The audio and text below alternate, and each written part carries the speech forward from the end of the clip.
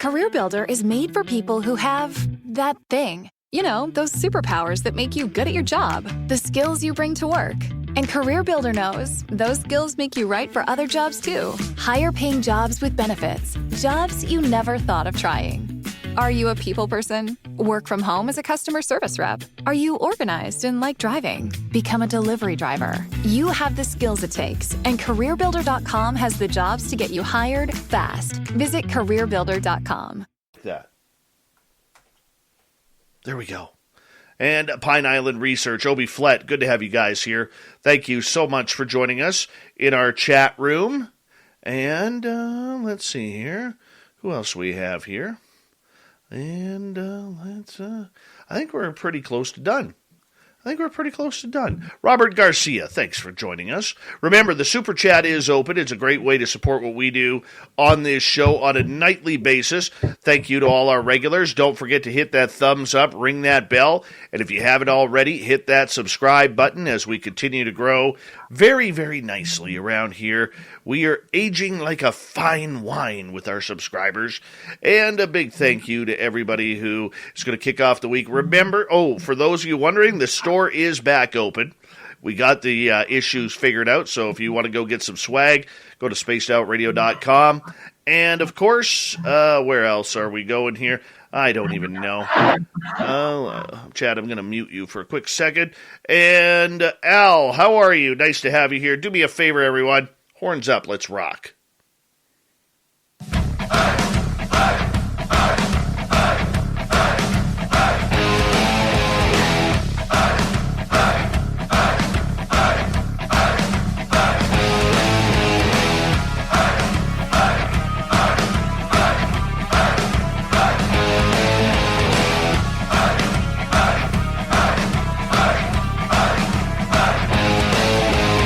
From the mountains of central British Columbia to you listening around the world, this, my friends, is Spaced Out Radio. I am your host, Dave Scott, sitting in the captain's chair of SOR headquarters. We welcome you to tonight's show on our terrestrial affiliates around North America, digitally on TalkStream Live, Odyssey Radio on iHeartRadio, and KPNL. All of our archives are free. Join us at youtube.com/Spaced Out Radio. Do old Davey the favor, hit that subscribe button. You can follow us on Twitter at Spaced Out Radio, Instagram at Spaced Out Radio Show, and on TikTok at Spaced Out Radio. Tonight's show is brought to you by Chive Charities. Help make the world 10% happier by visiting Chive Charities today. You can find them on our website. All right, we're going to rock and roll tonight. We got a great show for you. We're going to get naked with the paranormal. Ross Allison and Chad Goodwin are here for Parasense. Then in hour number 3, we're going to head into the swamp for another spooky story from the Swamp Dweller. And fedora-wearing John Hudson will be here for the UFO report. Shirky Poo's got the news as well. All right, let's jump right into it. President and founder of AGHOST, Advanced Ghost Hunters of Seattle-Tacoma, Ross Allison is here. Over 30 years he's been investigating, which is amazing because he's only like 39 years old. He's been doing this in the paranormal for a number of years. He's ran his own team for the last 17. Ross is all over the place, traveling internationally to investigate paranormal activity, but he's got a new project out called Parasense. And this video can be found. Its website is touchedbyaghost.com, where you can get a good feel for it, pun intended. And joining us as well tonight is Chad Goodwin, who has teamed up with Ross for this incredible project. Chad is an inventor and scientist with 9 patents in the space of energy storage. Over the last dozen years, he has created many pieces of test instrumentation for paranormal research applications. The two teamed up for this project, and we're glad to have them both here. Gentlemen, welcome to Spaced Out Radio tonight. Ross, it's always good to have you back. It's always good to be here. Well, that's what we do around here. We're friends. We're just friends. Let's just call it right as it is. Ross, our fans are very familiar with you as one of the top paranormal investigators in North America, and we're very fortunate to continually have your love and support of SOR and let us talk about your great projects here. But I want to learn a little bit about Chad here because. Chad, our audience is not familiar with you. We got to get you warmed up, got to get them warmed up. You're a scientist by trade, yet the paranormal keeps calling. That's an odd combination, my friend. Yeah, it's interesting. I was not expecting to actually be, in the paranormal field as a scientist, but knowing Ross, and I had done a radio show and talked with him a couple times, and we always clicked and talked about, what kind of things we might be able to do. And he finally got me. He finally got me to do something with him. Is that right? A little bit of fishing there, and it finally hooked you. And that's a good thing, too, because, Chad, for so long, there is always, and even into today, there is such a great divide between science and the supernatural. Whether that is ghosts, whether that's cryptids, whether that's UFOs and aliens.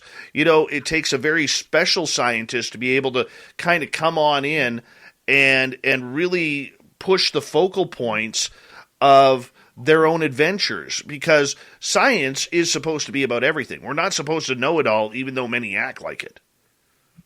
Yeah, exactly. The thing that really lends well to this, and to be able for me to enter this from a scientific perspective, is that Ross had done an enormous amount of work to try to bring on this empirical evidence of people feeling something.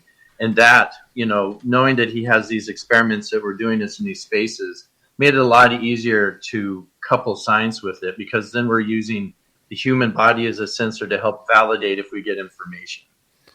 Right. Ross, with Parasense and with everything that you do, I don't understand that you started investigating the paranormal at 9 years old, but that just interests me. The guy is 68 years old. I'll take it. Okay. Ross is 68 years old, and he looks about, 27. It's terrible. I don't understand how that works. But you had me there for a little bit, but then you just had to go back. All right. Well, hey, you know what? I know you got a good sense of humor, so I'm able to do a little bit like that every now and again. But for you, my friend, you've been doing this a long time, and one of the things that I really enjoy about the way you do things with the paranormal is you're really pushing the boundaries of what other people are not doing. You've taken this, I look at the paranormal as a giant stereotype, Ross, and we've talked about this on our YouTube show, The Angry Ghost Hunter, where everybody is doing the same thing. Why do you continue to try and think out of the box for paranormal research? Well, I think that's what I've always done since I ever got into this field. It's I see things that people are doing, and I've always strived to try and make it better. I'm always questioning the theories and ideas that are out there, because that's what we have to do. We have to have a better understanding of what's happening in the paranormal world. And unfortunately, there's not enough people out there that are willing to think outside the box. As we've talked about in the past, it's become a situation where it's monkey see, monkey do, and everybody's just imitating everybody. And, fortunately enough, I've always had the thought process of trying to be more credible in my research and trying to have a better understanding of what's out there. And I think that's been my secret of success in this field. And plus, being open and honest about my approach as well. Right. And Chad, that's going to make it easy to work with somebody who wants to push the limits, take it where it hasn't been taken before. That's got to be refreshing. When he first told me what was going on, I got to say I was a little bit taken back, because he said, how would you prove if somebody was touched by a ghost? And I put out a whole bunch of ideas, and I was like, well, maybe we could do this, maybe we could do that. And then he stops and he's like, okay, well, let me tell you something. The subjects doing the tests are all naked. And I was like, oh my goodness, what are we talking about here? But then after he explained to me what he was doing, and I went out and saw, firsthand the methods, the way he thinks about setting it up, and just everything about the space, it made sense. That's when I was like, all right, I get it, because one of the things I keep saying is we could collect a bunch of data all the time, and, things could be happening in the space. But the problem with doing that is you can't really discern what data is good and what data is bad. But if we have a person there and that person has an experience and you can couple that, it's kind of hard to not say that data probably is significant. And I would agree. I would agree with you guys on that because, you have to be able to push the limits. Give you an example of something that, we kind of tripped over in the UFO world is that Fitbits and smartwatches that are recording data about your sleep may actually show alien abduction when you're awake in the middle of the night. Oh yeah, because you can go back and look at the data. Yeah, and you can see that there was movement or that you were absolutely more conscious or something. The funny part about it is, as far as we know, there are no scientists checking into this. Even though there's probably 10 or 11 Dave, yes. He's working with me right now, just so you know. Yeah. Chad, do you want to talk about some UFO stuff here coming up? Never mind. Parasense is already filmed and all that kind of stuff. But hey, Chad, I got a thing for you. No, but seriously though, I think that there is always room, and it's like the military said when all of a sudden they put in this new radar for the F-18s and they started being able to track these Tic Tacs. It's the exact same thing. Technology is always improving, and we have to try and push the limits on what other people are not doing, because look, the complete way to idiocy is keep doing the exact same thing over and over and expecting different results, Ross. I know. And that's the biggest problem we have in this field is they're using, unfortunately, the worst kind of equipment to validate their beliefs in the paranormal field. Wait, though. I would say, Ross, we've had talks before, though. The instrumentation probably isn't bad.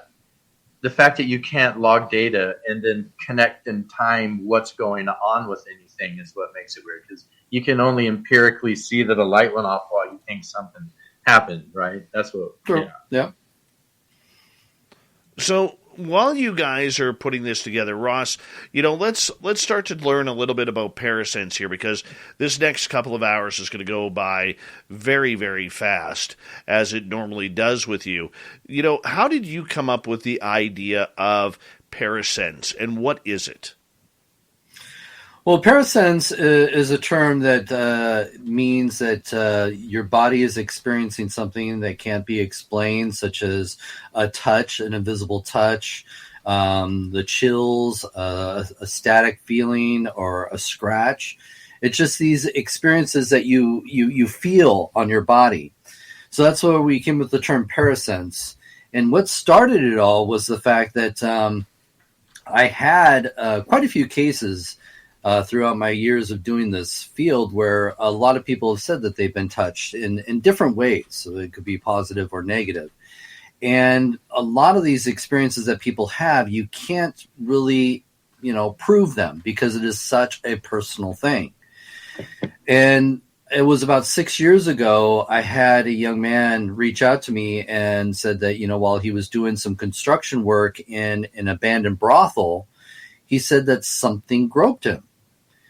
And again, it's, I've heard these stories before, but it really got me thinking. It was just like, how do I prove these experiences that keep coming, to my door, and I just have to take their word for it? And, for me, I'm always trying to make these experiences valid and try to find some credibility to it. And it just really got my gears going. I was just like, well, if I was going to try and prove that this guy was touched, obviously, I'd have to do some sort of experiment in the brothel, leave him alone there. And then I got to thinking, well, if I'm trying to prove touch, I would probably have to have him naked. Now, is he willing to do this? And I asked him, and to my surprise, he was like, sure. And it just kind of went from there. I had a willing subject to get naked, to sit in this brothel.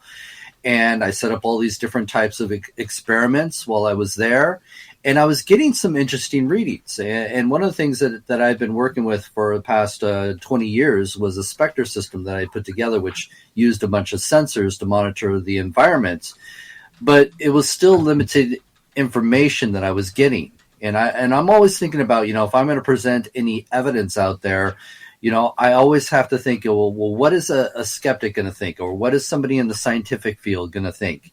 And can this be enough to open their minds? And I just realized that there still wasn't enough data. And that's when I realized, well, I had talked to this guy on a radio show, and he did a science radio show, and we really kind of hit it off. And I thought, well, maybe I'll just get his opinion and see what he would do. And that's how me and Chad connected, and it just kind of took off from there. Chad, what was your first reaction when Ross said, I want to get down and dirty and naked and be running around, have people running around houses filled with I ghosts? wasn't naked. Well, you never know. That's what they all say. I know. I keep asking when it's his turn, but he keeps telling me nobody wants to see that. So yeah, everybody turn it off. What was your reaction, Chad? I just, it's you have to take it in and, try to figure it out. Like I said, had I not gone and, witnessed what he was doing before I fully came on board, I mean, just hearing it, like we're just putting people, naked in these super haunted spaces and seeing what reactions they get or what happens to them. It sounds a little alarming at first. And then, when you get there, it's there's stuff going on everywhere he's taken me so far. So, but it made sense. It just made sense watching it. It just made sense. At first I was like, no, but then I was like, okay. The thing is, it seems kind of shocking to people, but naked experiments throughout history, through science, it has been reported. Science has used the naked body for all kinds of experiments just to understand how the body works. So to me, this is, Chad says, it just makes sense. If you're going to try and, prove touch, you have to see how the body reacts to these experiences that people are claiming to have. Yeah. And really, further understand it, I've had gotten in and I've done experiments as well. I did an experiment in Parasense, and I was doing experiments, after and around it with Ross to try to really understand what it is that's going on and what it is we're looking for, right? So yes, he did get naked. Yeah. You know what, Ross, I'm going to just throw this out here, okay? Because when we had you on a couple months ago where we delved into this subject a little bit, there were a lot of, I shouldn't say a lot, but there were a number of negative comments from the public, saying, isn't this, something perverted that is, almost pornographic, that is taking the sense of studying to a different level. And I'm sure you've heard some concerns from other people because this is so far out there and against the norm. How have you been able to change your critics over? Well, the first thing I always ask people, when they question the research that I'm doing, I said, well, okay, let's switch sides here. If I was to give you the challenge of trying to prove touch, what would you do? And a lot of people stop and think about it, and they're like, okay, yeah, I guess I kind of get it. If that's what you're really trying to prove, then you kind of have to see exactly what's going on in and around the environment, especially with the subject. And I think that's the question that you have to ask people. It's like, okay, I'll give you the challenge. You prove touch to me. What experiments would you come up with? And if you're trying to be scientific, anybody in the scientific field will tell you, like Chad, it's just like, yeah, that's exactly what I would do too. Mm-hmm. Yeah. So why do you think people out there, Ross, are so timid towards something like this? Well, I'm kind of surprised because you're also looking at a time where, Naked and Afraid is a television show. If you're not familiar with it by now, that's been on, 15 years. So nudity on TV is no big deal now, for a show to last that long. But then you're also dealing with the fact that, people have made nudity a sexual thing or even shame. Like, you're supposed to be ashamed of the fact if you're going to be nude publicly. And that's sad because that's just society and people using whatever religion or anything like that to kind of look down upon nudity.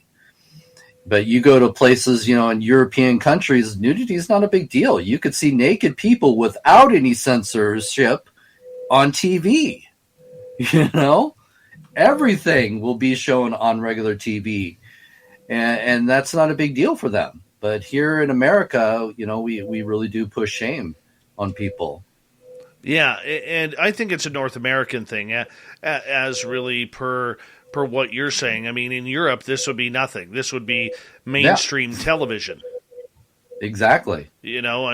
That's kind of what it is. But is it more the sense that, it's uncomfortable for people? And you're putting people who are, you had volunteer test subjects going into this. You're putting people in a situation where when people like me think, there is no way in hell I'm ever going to do that. There is no way that I'm ever going to put myself in that situation. And then all of a sudden they start feeling embarrassed for the people who are doing it, who have signed that contract or that their ability to do this with you as a test subject. Do you feel that might be it? Well, maybe with some people, but there's people that feel that way just to see somebody even dressed alone in a dark, scary place, and you see their fear kick in. I think we all have that sense of like, oh gosh, I feel sorry for him, because obviously he's crying in the corner now. So yeah, I guess we all feel that. But I reassure people that we're not making anybody do anything that they're not comfortable in doing. We do not force people to do this. They do it at their own free will and just because they're curious themselves as to what's going on. Very true. Very true. Yeah, Chad, go ahead. We got 2 minutes. If you pay attention to, like in Parasense, we have... To show you how easy it is to file a claim with Geico, we hired a nature show host. In the native habitat of a suburban driveway, the poor victim of a broken windshield is left assessing his vehicle, utterly helpless. Well, not true. If he's got Geico, he can file a claim online, over the phone, or with his handy mobile app. But like a lone gazelle, he'll suddenly be left to fend for himself, awaiting his terrible fate. Nope. Geico will assign him a designated claims team to help him out, too. So the gazelle gets his car fixed and everything. Wow. Nature is so cool. Geico. Great service without all the drama. Our modern lives depend on industry. From the steel and cement that build our cities, to the electricity and fuel that power our world. Carbon capture and storage can remove more than 90% of CO2 emissions from essential industries like these. That's why ExxonMobil is deploying this technology, helping lower the carbon footprint of many everyday things. From the roads we drive on to the devices we rely on. It's one of the ways we're advancing climate solutions. Learn more at exxonmobil.com/solutions. I have a little buzzer, so if they get uncomfortable and they need us just to be done with the experiment, we can end them at any time. No, and I understand that, Chad. I'm very curious with your sense, being a scientist. I mean, we'll get more into this in the next half hour when we go into Parasense a little bit more, but for you, how did your perceptions change from a regular ghost investigation to what you see with Parasense?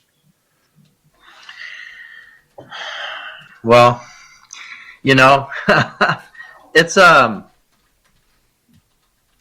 one of those things where when you're put into a space like that, and I guess what you were kind of asking was, when you put someone naked in a space like that and you put them at the edge of their fight or flight, that's where you're at inside there, because it's dark and it's scary when you're doing these experiments, and you're heightened out, like you're constantly looking around, you can feel it, and that's where the magic starts, I think, to happen with people, is when they're heightened, their senses are so heightened that they're experiencing everything around them in a different time of mind sense, right? And that's, going through that and then finding data that's lined up with those experiences. I'm excited to keep going. I want to do more. We have more experiments to do. Yeah. Mm-hmm. How did you find the subjects to do this, Ross? I just asked. I asked anybody that I knew.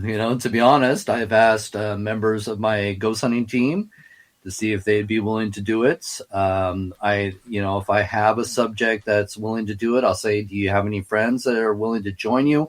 So at least they're comfortable with that as well. And that, tends to happen. They'll have a friend with them that they're comfortable getting naked in front of, and they'll trade off, to do the experiments.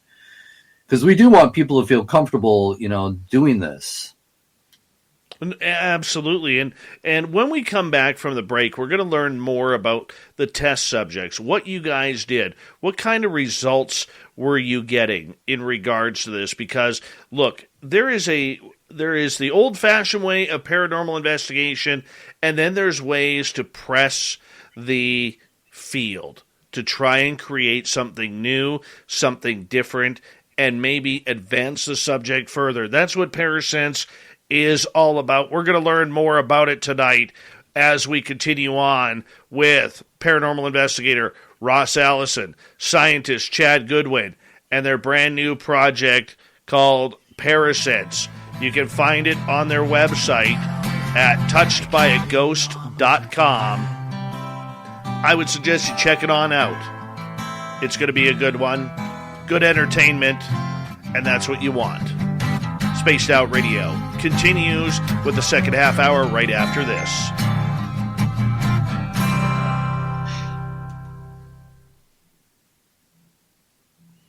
All right, we're clear? Good start, boys. Cool. Yeah, I'm happy with it. I'm feeling the zen and the chi. Well, Cosmic Fleur gets it. Yeah. Yeah. I get it too. I don't understand why people aren't getting it. Well, I think majority of people are getting it, and that's one of the things that why we're doing this is we want to get the word out about what we're doing and help people understand, what it is we're doing, because you got a situation like, Naked and Afraid, we're not just putting people out there just randomly and hopefully get touched. There's a purpose for all of this.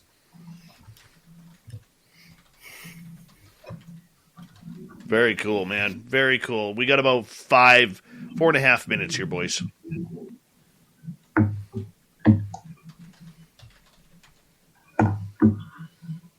Have other people been saying anything? Yeah, I mean, they're all excited about it. Cool. I've been kind of reading over here. Oh, I didn't have the comments up. Where'd my pen go? There it is. Thank you, Anonymous Rex, for kicking off the Super Chat tonight. Really appreciate it. The Super Chat is a wonderful way to support what we do on this show on a nightly basis. So thank you so much, Big Rexter. Appreciate it.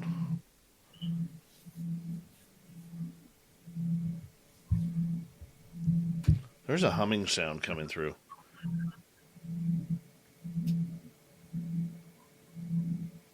Is it a fan or something? Mm-hmm. There we go. Oh, maybe. There we go. You got it. We're done. All right. There it is again. I think it's my Alienware. Is that what it is? My laptop. Yeah, I think it's my laptop. Does it go away if I do this? Yeah. Yes. All right, hold on. Let me see if I can switch over to this mic.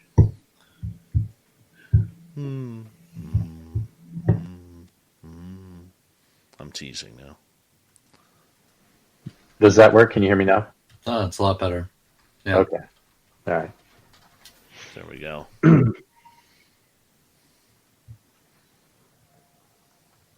Is that still okay? I think it's this one that has the mic. Are we good? Can you hear me? Yeah, you're wonderful. You Okay. are wonderful. You are beautiful. in any single way. Well, you know, if you watch Parasense, you get to see a lot more. Words can't bring me down.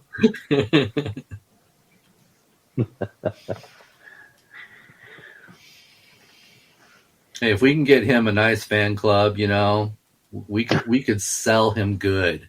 I tell you. Nice.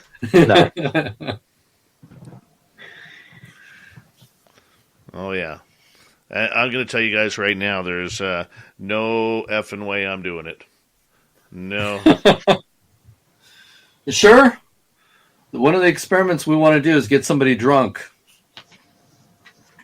See if in altered state you might feel a little bit more. So don't say never. Yeah. I hear you.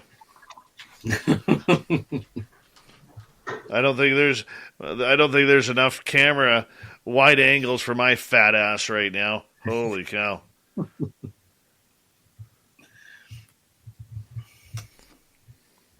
Maybe I would do it. I don't know. Always thinking. That's all we need. That little bit of maybe.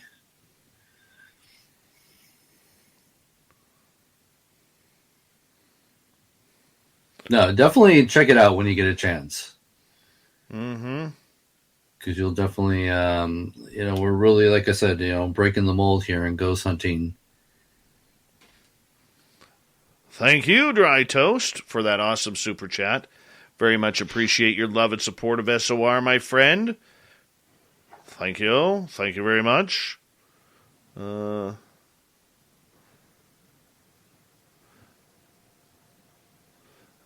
we got about 30 seconds, guys. Cool. Super Knower, how you doing? Good to have you here. About 20 seconds. Dry Toast. I like it. That's the best name in ufology. I mean, in YouTube land right there. Love that name. Dry Toast. It's just perfect. All right, guys, 3 seconds. Hold on.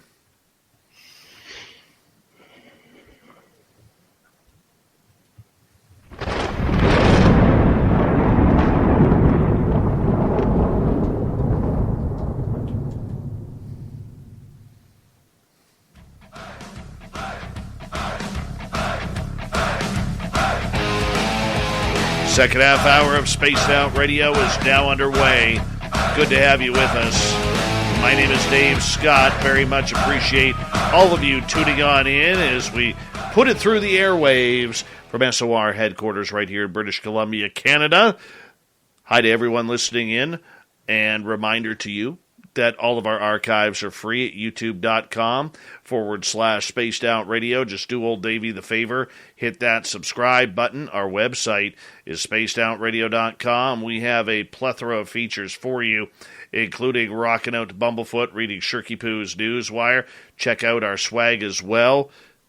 Follow us on Twitter at Spaced Out Radio, Instagram at Spaced Out Radio Show, and on TikTok at Spaced Out Radio. Parasense is the topic tonight. It's a new documentary put out by Ross Allison and Chad Goodwin, who look into what happens if you are ghost hunting naked. Yeah, hard to believe, but it's going down, and their website, touchedbyaghost.com, really pushing the limits of paranormal investigation and the science behind it. Now, some of you may say, hey, this isn't something I agree with, but you know what? It's one of those things you got to watch to make sure that you are checking it on out and see what it's all about. It's about pushing the field forward. Ross Allison, Chad Goodwin, welcome back to SOR. Yep. It's good to be here. Good to have you here as well. Now, we need to understand here for a lot of people, this isn't naked ghost hunting. No. All right, tell us what it is, Ross. Well, for the first time in history, and I'm surprised by this because, like I said, my goal was to see if I can prove touch. I couldn't find anybody that's ever done or any research to try and prove touch because I was looking for some sort of inspiration. something to go off of, if I was going to take on this challenge, and no one had ever done it throughout history. And so for me, this is really what it's all about, is we are really trying to focus on one particular phenomena. Because the thing is if we could have a better understanding of that phenomena, this becomes the root. And then we can trail on to different elements of the paranormal. And so that's basically what started this all, is I really wanted to have a better understanding and focus my attention on touch. Okay, so when you say touch, basically, is a person wandering around with a bunch of gear nude, or are they sitting on a chair trying to draw the spirits in? So they're sitting alone in a chair, and basically the team that like me and Chad will be, quite a ways, at least 5 or 6 rooms away from them, to produce the best controlled environment that we can. We have monitors on them. Chad's got the new Spectre system around them to monitor them at a 360. And we're just waiting and hoping that something will try to make some sort of contact with them. Mm-hmm. Yeah, I mean, when we're at Brushy Mountain in Parasense, we're 300 feet away of there, so when we're in one building, we're in another building, and when, in the final area that we're showing the investigation, they're all the way downstairs, like 300 feet away. They show how far it is they have to walk to get to the subject. And again, a lot of that, we want to make sure that we're not contaminating the environments. For me, it's all about, again, trying to prove credibility and trying to be as transparent as we can to let the audience know that this is the real deal. This is not the magic of editing. These are real experiments. These are real evidence that we're collecting. And, with Chad, this is real science. Yeah, I mean, we're collecting baseline data, too. So we're not just collecting during the experiments. We're collecting around the experiments and before and after the experiments, so that, we have a baseline to look at. And so if we do get data, it's like, is that significant, or is that a pattern in the space of some kind? So, yeah, I mean, we take it serious. It's crazy. Ross, what has been the response from the rest of the paranormal community on this? Well, we kind of kept this under wraps. I've been doing this for 6 years now, and I'm finally coming out of the closet with all this. So we really haven't been telling a lot of people. We wanted to protect our research, for one, because we were doing something that was completely different. And we wanted to make sure that we were doing it right and that we were getting the right data that we needed to validate these experiences. So to be honest with you, March 25th, when this, it's at the Times Theater in Seaside, Oregon. When it airs there, it's also going to be airing on Scare Network. So we're just now coming out, and this is the opportunity to hear what everybody has to say. We've done a few radio shows, but not a lot of people have come forward, especially in the paranormal field. I've shared a few things through close friends, our good friend Mike, what we've been doing. And I'm excited to see what they have to say, too. And in fact, even in the Parasense, me and Chad have made it very clear that we're looking to get other people in this field to help us, because we can't be everywhere at once. And if there's other people that want to test my experiments that I come up with in their own environments, we would love it. We need the data. Yeah, the more data we collect, the more we can start to connect the dots. Yeah, for sure. For you guys, doing this, I mean, you had how many test subjects on this? Oh my God, I think about 20, possibly. Yeah. About 20 people have been willing enough to get naked for us. Now, I do have to be honest with you guys. Women has been the hardest. I think out of all this, we've only had 2 women. Guys have no problem getting naked. But the ladies, which I can understand, it's a little more intimidating to be in a room with men and you're the only naked woman. So we wanted to try and produce a more comfortable environment to hopefully get some women in there as well, to see what they will experience outside of just men. And some of these, places that we want to investigate, there have been cases where it's been more focused on women. And if we don't have a female subject, we can't focus our attention on those types of locations. We have to focus on other places where men seem to be the main target. Well, and let's clarify for people who may just be tuning in and wondering what the hell is going on here. This isn't anything about pornography. This isn't anything about sexuality. It's about testing the human limits on the paranormal. There's nothing sexual about it. The person who is nude is all alone in that area. Once they're set up with microphones and the cameras are there, they are all alone to their own senses in a dark room. I mean, I don't believe there is lighting, correct? No, because again, we're trying to heighten their senses. And so a lot of times when you're in the dark, your senses do increase, your sound, your sight, all of that increases. And that's been proven scientifically. So having them alone in the dark is one of the things that we're hoping that will increase even when it comes to touch. And you see in the data, we show the data sets that we're talking about if things go on, and you can see that we track light and lux is like 1, maybe 8 max. It's pretty dark. It's dark.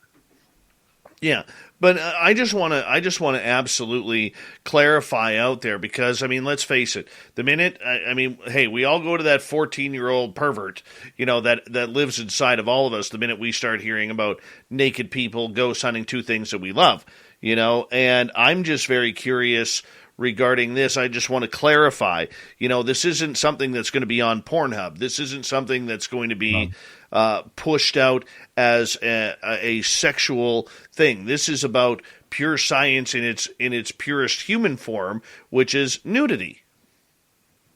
And one of the things you also have to realize, everything's blurred. So you don't even get to see any of that, stuff too. So it's, we want to make sure that everybody is comfortable with what we are about to present to the world. Absolutely. And for you guys, Ross, you've been doing this for 30 plus years. I want to ask, when you saw the results of what was happening in this, give us what's different than a regular ghost investigation. Well, what's different is the equipment. I had we talk about in Parasense, I had been working with a spectra system that I had created for 20 years, and no one up until this day has done the type of research that I have been doing all this time. And when I presented the spectra system, like I said, I've been monitoring, in controlled environments with all kinds of different sensors. And when I was, again, using that during my experiments, what I was able to pick up was still very limited. But then when I went to Chad and we started talking more about it, he helped advance the technology. So there's technology that's never been, publicly known, that's been used in the paranormal field from day one, and now it's been expanded upon. And I'll let Chad talk a little bit more about that. Yeah, so, the whole idea is really to take the work that he had been doing when I watched it, and as the first set of experiments, expand on that. So he had a computer set up that had a data acquisition system, and it was collecting data. But when you only have it in one spot, you're kind of limited to how much of the space you can actually monitor. And so the first set, I added into my own sensor because I had to put one more in, but I recreated his system and made it so it would go all the way around the subjects. And so when the subject's in that space, we're looking at data in every direction. And then what's more exciting, I think, about it, when you collect data, you can then take that data and visualize it. So we were able to take the data, look at the timestamps of what happened, and recreate and animate what is happening with the data. We could see what was moving, what was going on in the space, and actually animate that, 3D animate that. And for the first time in history, we're tracking phenomena. We can actually see what is happening in and around the subjects. No one's ever done that. You know, we've made history here. No, and I can understand. But you know what's interesting? I was just kind of reading over some of the comments there. EMF, that was an interesting thing. So I expected we would have got EMF readings, and we had that in the spectral system all the way around. And out there was no Wi-Fi, no cell service, none of that stuff out there. And we were not picking up EMF. Now, I'm not saying that's not part of the phenomena at all by any means, but I'm just saying we were collecting data and people are having experience, but that particular thing didn't show up. And so when we think about that, that means there's more variables than we can just conceive here on this. If we could pick up movement and we could pick up these things and you can get EVPs and you can get all these things, there's so many variables. You can't really try to correlate any one of them until you start to get enough data that you can draw lines and say that correlates. This is real. This is a thing. Yeah. It just, you know, for a lot of people, it just kind of trips us out a little bit because it's not something that we are used to. And you know, without making or sexualizing everything, I think there's been a couple good comments in our chat room. Normally I don't take questions until hour number 2, but look, there are spirits out there, you know, whether it's succubus, incubus, or anything like that, that could potentially in some of these locations come forward and force almost a sexual type of encounter with something like this. Did you think about that, Ross, before getting into this? Oh yeah, definitely. And safety is number one. You know, like I said, we don't make our subjects, we're not forcing them to be there. And if they want to call it quits, they have the right to call it quits. We basically just we're monitoring them too. You know, it's just not they're just sitting there and no one's, you know, watching what's happening. Like I said, we're watching from monitors because we got cameras all the way around them to see exactly what's happening. So if there is something that is going to cause harm, we can be there, you know, right away and assist them. And again, they have the freedom to get out of there as quickly as possible too. So I would never put anybody in harm's way because again, we don't know what we're up against. Very true. Very true. And for you guys, or Chad, something like that, I realize succubuses and incubuses aren't really the scientific, you know, a scientific foray into anything, you know, because you have to try and keep the logic in it all. But do you worry about something like that?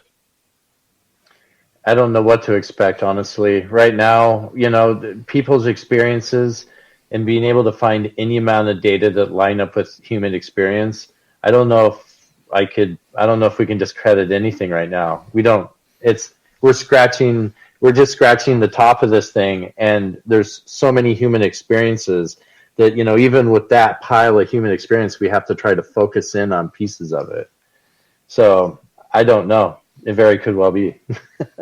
Well, I mean, what other realities going into this, Ross, did you have to look for to make sure there was safety going in? Well, you know, I've done all the research. I've been in this for a long time. You know, the most, you know, talked about case when you talk about physical contact with a ghost is the famous entity case back in the 70s, where a woman was sexually raped by a ghost. And so even that, you know, it becomes part of my research because I'm like, well, what did they do to document that phenomena? And to my surprise, they really didn't focus on, you know, what was happening to her physical body. It was more focused on about her, you know, her mental health, to be honest. You know, who, you know, this woman was and why she made these claims. But they were still experiencing some crazy phenomena around her. But still, the information that I was looking for wasn't there. And so I always have to be prepared because we don't know what we're up against. Let's be honest. We don't know what a ghost is. We don't know what a ghost is made of. You know, we're just going off of popular theories and ideas. And if you're trying to be scientific, you kind of have to strip things down to the basics of what you do know is happening. And that's how I think, me and Chad make an amazing team, is because we are both on the same page. We understand each other. I understand the importance of what he brings to the table. And he understands that, I'm trying to preserve both of our credibility in this research. And I think that is what makes us an amazing team as we move forward in trying to have a better understanding as to what's happening.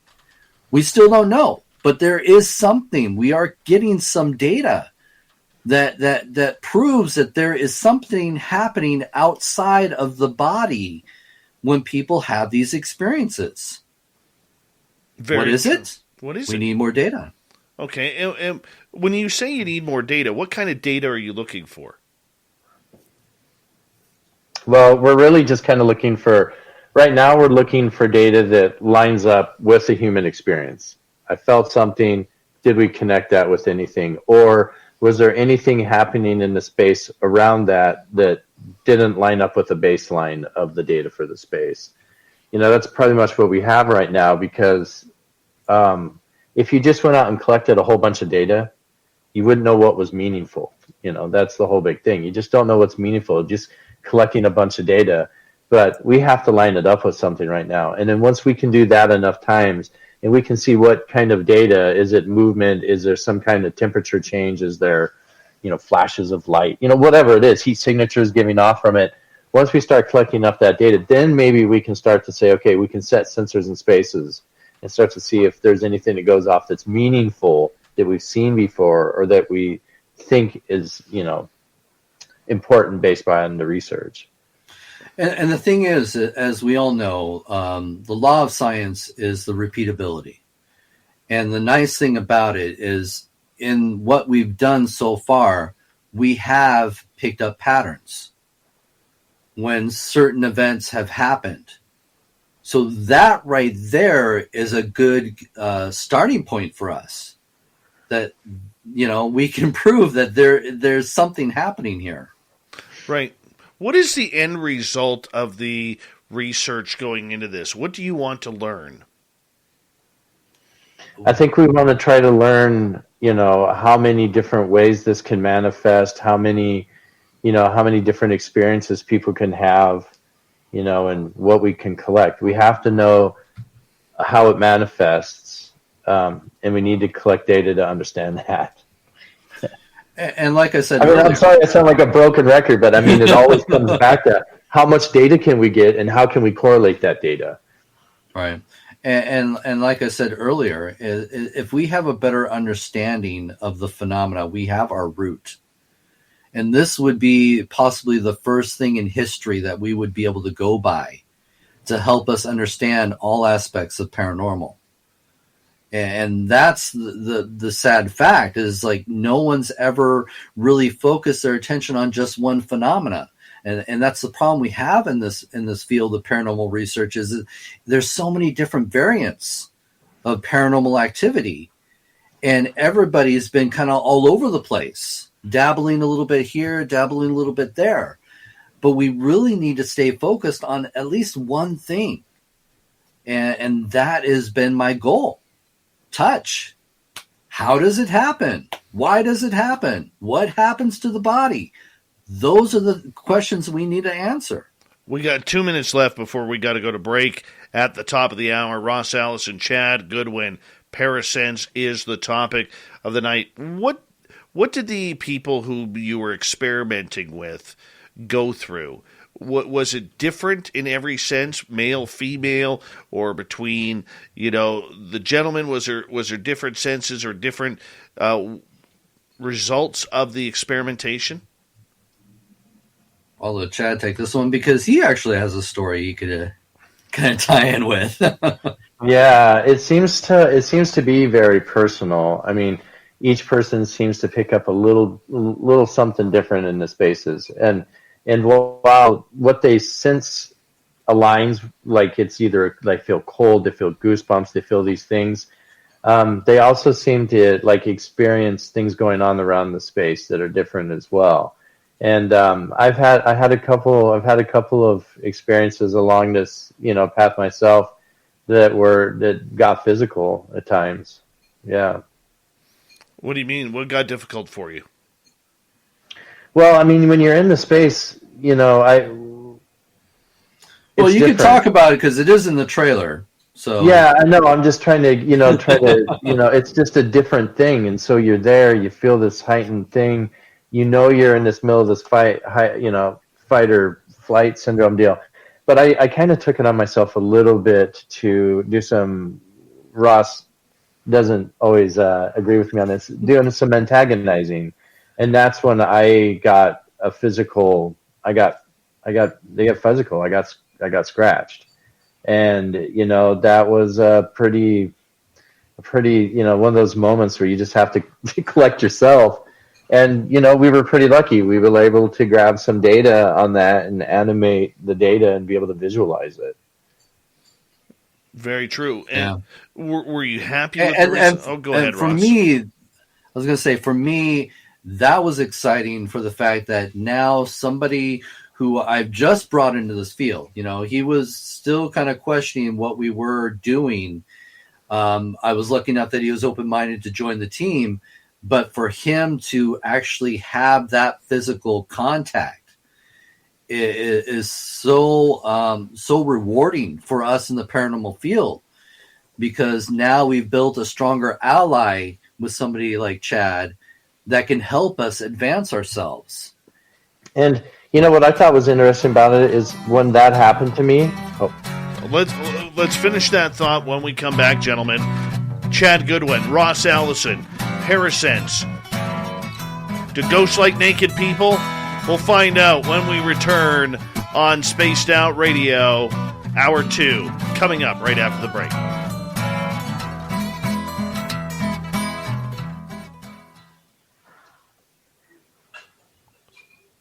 All right, gentlemen, reminder, we're still live on YouTube, but we've gone to commercial break on our radio stations. I'm just going to step away for a couple seconds. I got to hit the loo, but we got 6 minutes, okay? Be right back.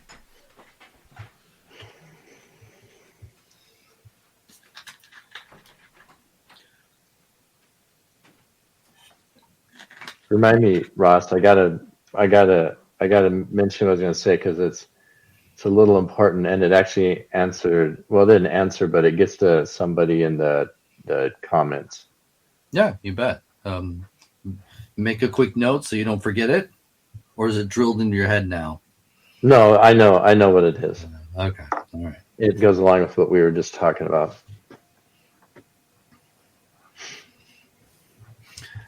No, I was going to say, yeah, if you want to talk about the scratch that you had happen, it's in the trailer. So people, if they watch the trailer, they can see that moment for you.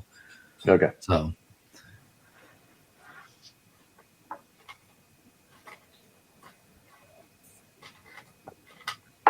I've never been in like a situation where like we're still live, but we're not live everywhere. So we can see what people are saying about you. I know, right? What's going on over here?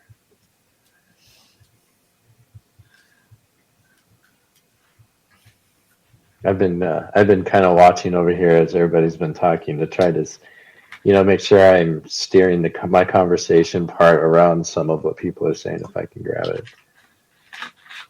Definitely. It seems like everybody's very supportive of what we're doing, so that's awesome. That's all we want. We just want people to check us out. Check out the new thing we're doing. So, and then I'm hoping that we can get to the website and start putting a lot of the experiments up so people can see the experiments from beginning to end.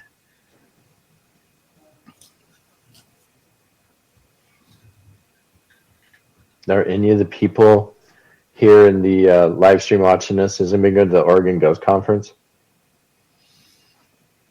I don't know.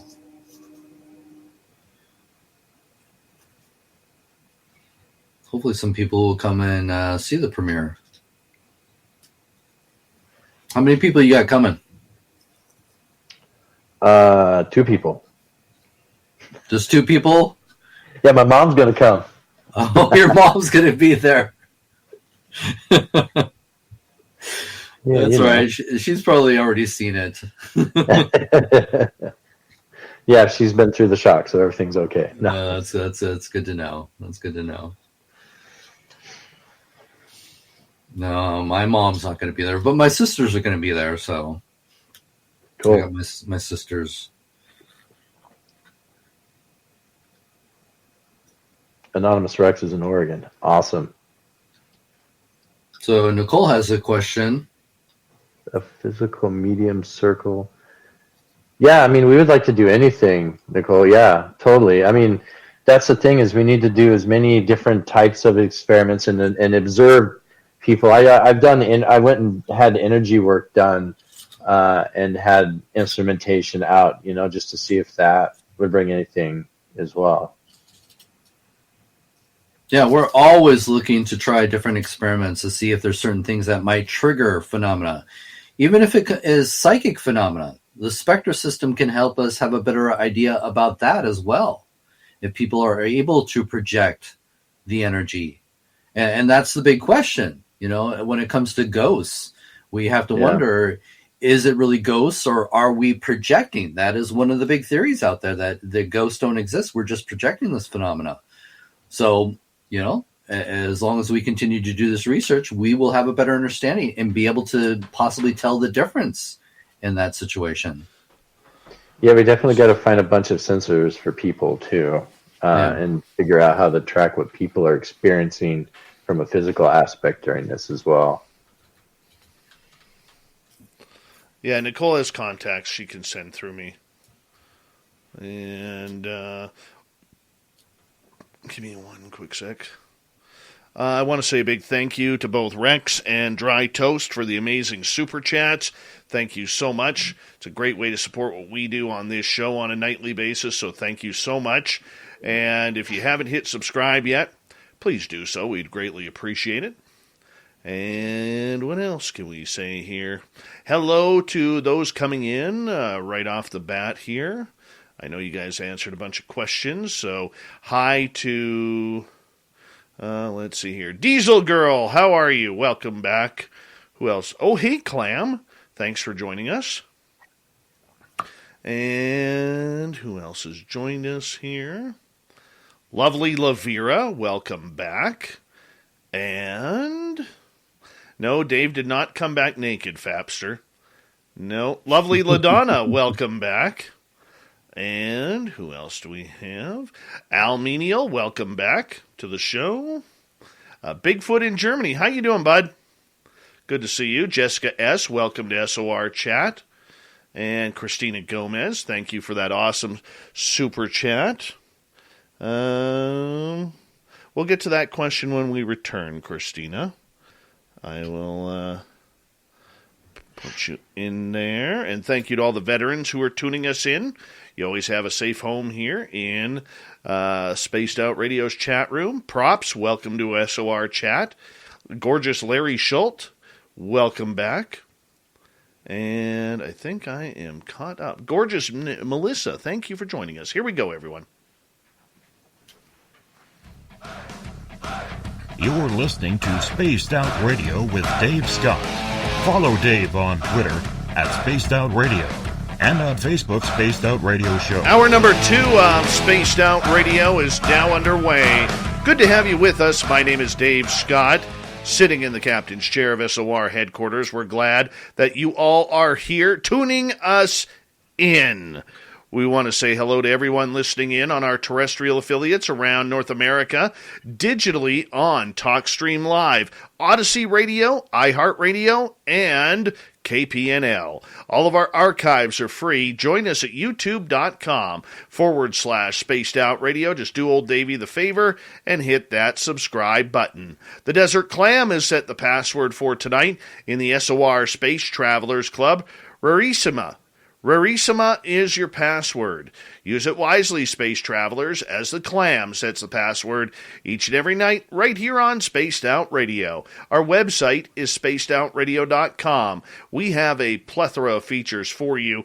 Rock out to Bumblefoot, read Shirky Poo's Newswire, check out our swag as well. Follow us on Twitter at Spaced Out Radio, Instagram at Spaced Out Radio Show, and on Twitter TikTok at Spaced Out Radio.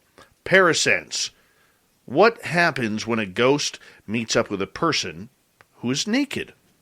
That is a new documentary film by Chad Goodwin and Ross Allison. Ross is very familiar around these parts as one of the top paranormal investigators in North America, if not the world. Yeah, I'll go there. I will go there. Oh, stop. Yes. You can also find Ross on the final Wednesday of every month with our show on our YouTube channel, The Angry Ghost Hunter. Gentlemen, welcome back, and let's get your website out there. Parasense can be found at touchedbyaGhost.com, and thank you guys for joining us. Chad, right before the break, you were talking about something that had happened to you. Yeah, no, I just wanted to add on to what we were talking about there that, while we collect information when people are naked in the spaces, in this particular incident where I got physically scratched, I was actually wearing my clothes at the time. And so that's one of the things, it was important for us to show. And the thing that, we're focused on using the body as a sensor, a complete sensor. But the phenomena doesn't just happen if you're naked. It also happens if you're dressed. I was fully dressed. Well, that's where a lot of these cases have come from is, people were dressed a lot of times when they're scratched or, pushed. And sometimes, the reasons why we want them naked is because clothes can contaminate the experience. And if you are trying to be scientific in your approach, if I was to present my evidence and say, oh, yeah, they were wearing their clothes, anybody who's a skeptic or, like I said, even the scientific field, they'll just say, well, sorry, that's not proof. There's too many elements that will weigh against it. Mm-hmm. I can see that. All right. Christina has a question in the chat room. She says, great show, guys. What are y'all's opinions? I can't speak American. I'm sorry. What are y'all's opinions on Skinwalker Ranch, where there appears to be a convergence of both UFOs and paranormal phenomena? I have not personally been there. I know a lot of people have been... Calling all partners. Losing weight is better together with Nutrisystem's Partner Plan. In fact, people who diet together lose 20% more weight than dieting on their own. Get new premium meals with up to 30 grams of protein. They're big and filling and taste delicious. Plus, try our new restaurant faves that taste like your favorite restaurant, portioned with half the calories. Don't wait. You could win big cash during Nutrisystem's Better Together Partner Plan 100K giveaway. And maybe win the grand prize of $25,000. Just go to Nutrisystem.com/thin right now and get 50% off plus an extra $50 off your first month. You heard me right. Go to Nutrisystem.com/thin right now and get 50% off plus an extra $50 off. Don't wait. This partner plan offer will not last long. Just go to Nutrisystem.com/thin right now and get 50% off plus an extra $50 off. Go to Nutrisystem.com/thin. See website for details on our 2-month subscription offer. No purchase necessary. Open only to U.S. residents over 21. Void where prohibited. Runs December 25 through April 4th, 2022. For official rules, visit Nutrisystem.com. Sponsored by Nutrisystem, Inc. Wanting me to get out there and do some investigations. So I don't have an opinion right now. I would love to go out there. It is on my bucket list. Mine too. I haven't been out there either, but, who knows what this research finds. Maybe we find there's somewhere between the both of them happening in this. I don't know. Yeah, like I said, if we could have a better understanding of just this one particular phenomenon, that's our route. And that could lead into other avenues of the paranormal as well. All right, let's go over to Cynthia. She says, this is great. What is the most interesting experiment you witnessed or experienced, and what data supported it? Well, personally for me, it was my scratch. Personally for me, that was it. And the data that supported it was we could pick up from a couple of different sensors. We were using ultrasonic and PIR, and those both picked up something was happening right around that same time. And it was strange because it was an audible sound as well as the actual physical scratch. and there was somebody else in the space working on part of the experiment, and they heard it as well and confirmed they heard it. Yeah, so what had happened was we were actually right in the middle of doing an experiment, and the one of the cameras went out, and we were having problems with the equipment, and so we had to end the experiments. And so Chad, was with our technician. He was sitting there, trying to be a test subject as, just testing the equipment. And she was there, trying to fix things, to figure out what was wrong. And that's when he started provoking whatever was there and got the results. And luckily for him, and kudos to Chad, because he's always having Spectre running at all times whenever, things are going on as we set up for these experiments. And he had Spectre running at that time. And at that moment when he had that, encounter, Spectre proved it, So it was no longer just a personal experience for him, even though he had somebody witness it there too, because they were busy trying to set up for the next experiments. Now he's got the data to validate that experience. And what's really great about it is, we could see we saw the direction, so we're able to animate the direction. And the way the scratch was on my neck was consistent with somebody coming from that, or something coming from that angle and scratching across. So it wasn't just we had data, and it wasn't just we had sound and we had a scratch, but the scratch itself, the angle and all that was really consistent with the way the data looks like it was captured. All right, let's go to Gloria here, who is asking, have either of you noticed more activity when people are nude? If so, what is the most common thing that happens? Well, I'd have to say we need to do more experiments. Like I said, this is a totally new thing. No one has ever gone to this level in producing controlled experiments, whether they're clothed or naked. Now, of course, there's going to be more reports of people being clothed, because this is the root of all this research, is people have reported having scratches or bites or push, and they're clothed. Most of the time they're clothed at the time. So for us to now finally be able to do these experiments and get people to be naked, this is all new data. So we don't have enough to validate everything, but we're still collecting it. I would say the most common things that we witness people experiencing is they feel cold chills coming across them, goosebumps happening. Sometimes they seem to hear things too as well. So those are also some of the most common ones. I feel like this cold, or this something's there and it makes your body react, but you don't quite know what it is. Well, and the pressure too. People have reported the feeling that pressure, that heavy pressure on them. Oh yeah, I had some of that. I've had some of that in experiments. No, okay. Let's thank you for answering that. Thank you for asking, Gloria. We really do appreciate you doing that. And let me see if there's any more questions here from our audience as we continue. Not just yet, but going forward here. You've got the initial set of data with the original experiments.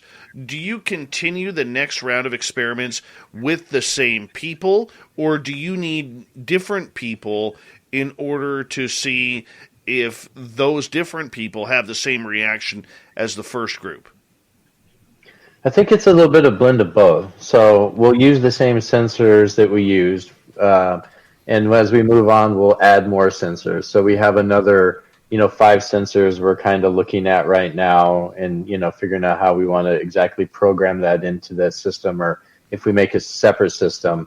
But then also, in order to really understand the data that we're getting, we would want to have some of the people from the past also blended with new people, because we would need to see if those people have similar experiences in other spaces that are haunted, or maybe they don't have any experience at all. All right, looking at your subjects who you were testing, you had 2, 4, 6, 8, 8 people who were volunteer subjects for this. 6 men, 2 women.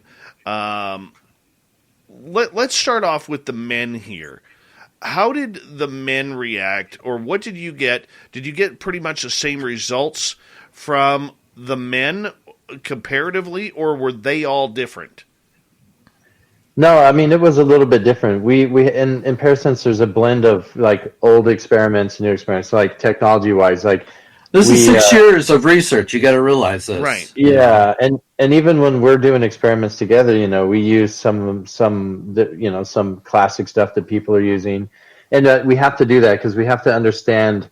Are there things that interact differently? We're trying to validate some of the old techniques as well as add new techniques, because we can't discredit all of the work that everybody else has done past and what they see as being results, because if we can line up their results with data and people, we start drawing a better and better picture every time we can add another component that's known to work together. Yeah, and every experience, as he said, is different, and all the experiments that we do are different as well. I've got over 100 experiments that I've written up that I haven't even done yet. All right, let's move on to a different question here. This one from Mennonite Abe, who asks, what variables have you introduced to the experiments, Ross? Well, I think a lot of it, and I know we're trying not to give too much away because we want you guys to experience it for yourselves. But I've tried all kinds of different things. I've tried ways to expand the nervous system. So I came up with a unique experiment for that, which you'll see in Parasense.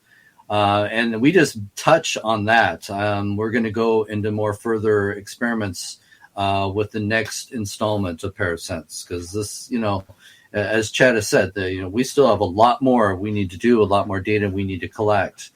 We don't have all the answers right now, but we've tried all kinds of different experiments when it comes to seeing if anything will, react to the environment around the subject. You're always trying to do things to see if they will touch the subject. So yeah, it's hard to say right now with all the different variables, but believe me, we've got some amazing experiments coming up in the near future. Yeah, and some of the experiments, as Ross just was talking about, are things that he's been working on and things that he's had people, have experiences with. So some of this work that we have to do together is also try to figure out how to make some of the old experiments he's done come together so that we can collect data on them as well. Yeah. Right. And I can see that, you have to keep pushing the line. How far do you push that line, though? Because in trying to keep people comfortable while in an awkward situation. Well, I think we just got to let people be who they are in the space. Some of that is part of it too. I mean, if something likes something specific about somebody, you can't try to over control what's happening. You just have to, let people be scared if they're scared. If they want out, get out. If they're brave and courageous and want to try to fight the space, then do that too, but you got to go with the flow. Yeah. It's like me just deciding to, essentially talk out into the room in a not so nice manner. That was very spur of the moment. I was like, I'm going to try to do this and see what happens, Mm-hmm. No, I understand that. Okay, so getting back to the test subjects, all right, with the two women who were on board with doing this, and like you said, it's much more difficult to get female volunteers than it is male volunteers. What similarities and differences did you find between those two? Well, I think it's been more similarities. Again, it's the human body. Whether you're male or female, the senses are pretty much going to be the same. You're feeling the cold breezes, you're feeling the pressures, light touches have been reported. Even something, playing with your hair. We've had people have those experiences as well. So we haven't, really done enough research to define the sexes. But when it comes to the human experience, there has been a consistency with what they've experienced. What did you notice, Chad? Well, it seems like, I don't know. Yeah, I agree with Ross. It's like there's the common things that people sense. And then, I think the male and the female body are physiologically different in enough ways that I believe that if we can get more women in these spaces, we might be able to pick up different things in how men experience the space.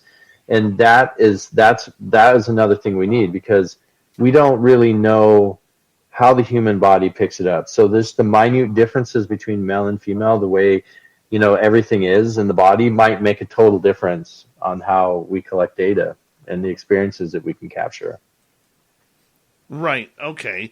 So tell me something about it, though. Like with the females, you say they were experiencing something similar. And I know you guys want people to go watch the documentary, but give us a little bit of juice. Just throw a little juice on there, if you don't mind, for us. What were they experiencing? Well, it seemed like it was a lot of, you get the cold feeling across you. But I feel like, when we look at, if you look back at it, I think from what I saw, it looks like the female subjects were having a little more of a personal experience, because I think, women feel a little more unsafe in this world than men do. And so that vulnerability kind of comes through. Yeah, and we kind of question that too. There's always been the big belief that women are more sensitive than men. So are they going to experience more than the guys? But again, we haven't had enough experiments with naked females to prove that or not. Right. And I could see that. I mean, like, where were you? Was this all happening at the Brushy Mountain Penitentiary? No, there have been, like I said, 6 years of research in places all over the U.S. For our documentary, of course, we had two dominant places to help tell the story as we came to a closure for this documentary. And that was a brothel in Washington and, of course, the prison in Tennessee. So, but I've taken subjects to, ships. I've had experiments on, battleships. I've had experiments on tugboats. I've had experiments in other brothels and hospitals. I've taken them into, the Seattle Underground. So any places where physical phenomena has been reported, I'm always looking to put a subject in that environment to see what's going on. Okay, but listening to what you said here, something kind of caught my attention, Ross. A lot of those places, if you go back in the day, are extremely male-oriented. You're right. And again, we don't always have the opportunity to use a female. But guys will but a prison, there's things that, guys will touch another guy in prison. What happens in prison stays in prison, right? Well, I understand that, but I'm just thinking of a safety issue. Wouldn't, like, say, a haunted house or even your own museum, Ross, where it's more of a balanced environment, would that not be a safer place than to, say, put a naked female on a retired battleship, the Turner Joy, if that was the one? Well, again, you're always trying to see if you can trigger the phenomena. We're trying to focus on the science of this. We're not going to, again, they're in a situation where if they're going to be, threatened in any way, of course, we're going to get them out of that environment. Safety is always going to be our number one concern. But if you have a situation where you can set up an environment where you could possibly trigger that contact for science, you're going to want to do that because, again, you want to collect that data. That data is so important to help further us in the understanding of what's going on out there. Out of the eight people who were experimented on over the last 6 but years. let me get to something here too, because you're talking about safety. The main concern, safety. Going back to Chad's experiment, where it wasn't even an experiment, he was just just seeing what happens. He wasn't prepared to what happened when he was in the prison and he was provoking, a response. And what happened? He got scratched. Yeah. You know, so there's a situation where he put himself in a situation where he was provoking for some sort of contact, and it happened. So that right there could have been dangerous. Very true. Very true. Out of the 8 subjects that you used, how many said they would never do this again? None of them. None of them. Yeah. They'd all be willing to do more experiments. Yeah.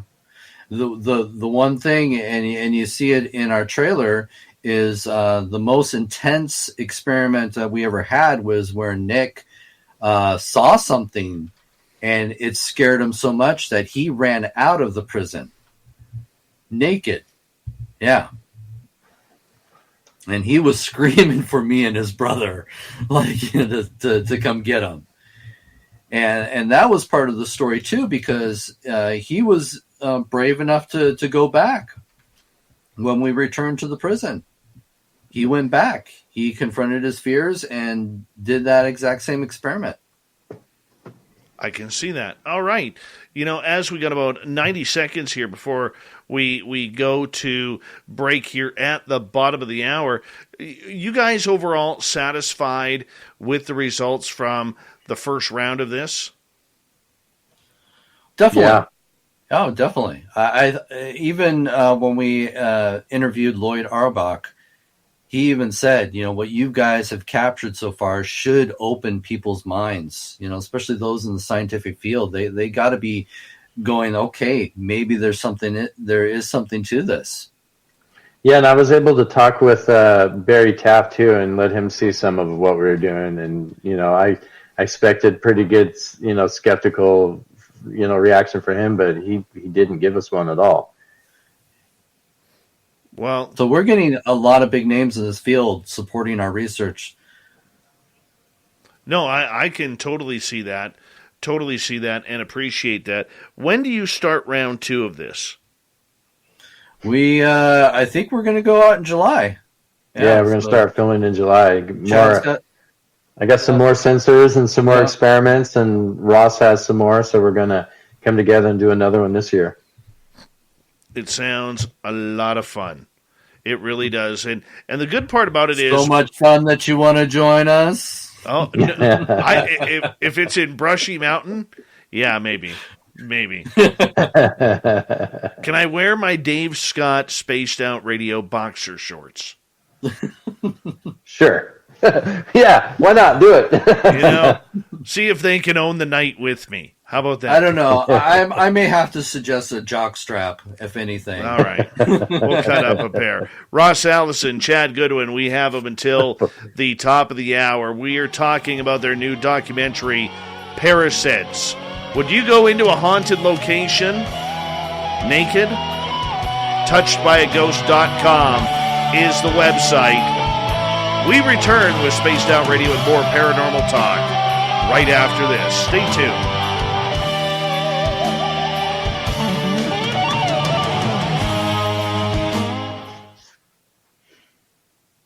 All right, that's our next question when we come back, guys. What was the question? I said one on the bottom of the screen. Deprivation chamber into your experiments. That'd be interesting. Yeah. Just save that answer for when we get back.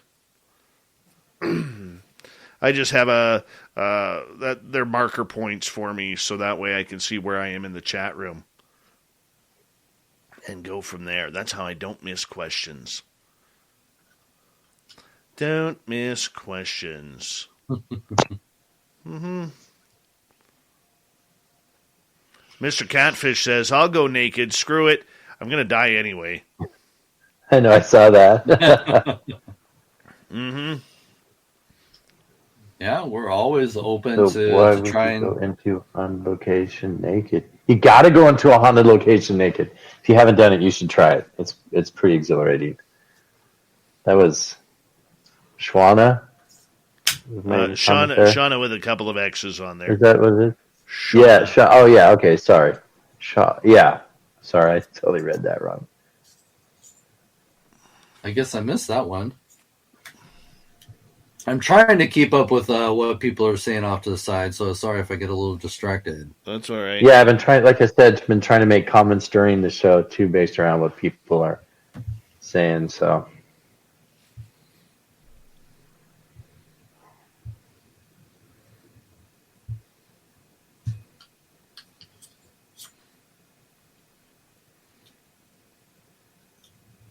Oh, let me see here.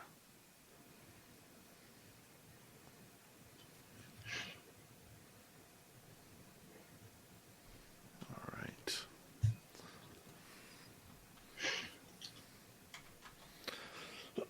Excuse me.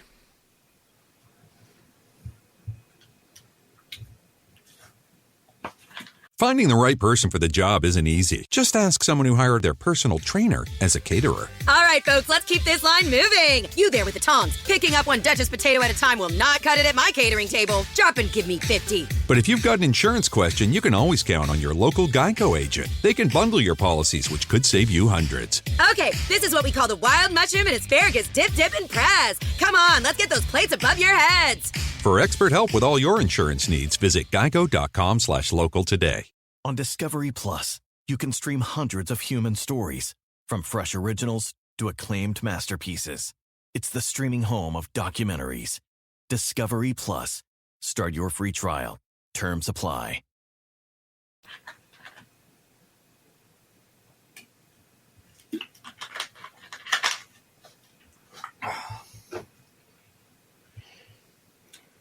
So we'll get you a fan base, Chad. But wait, what?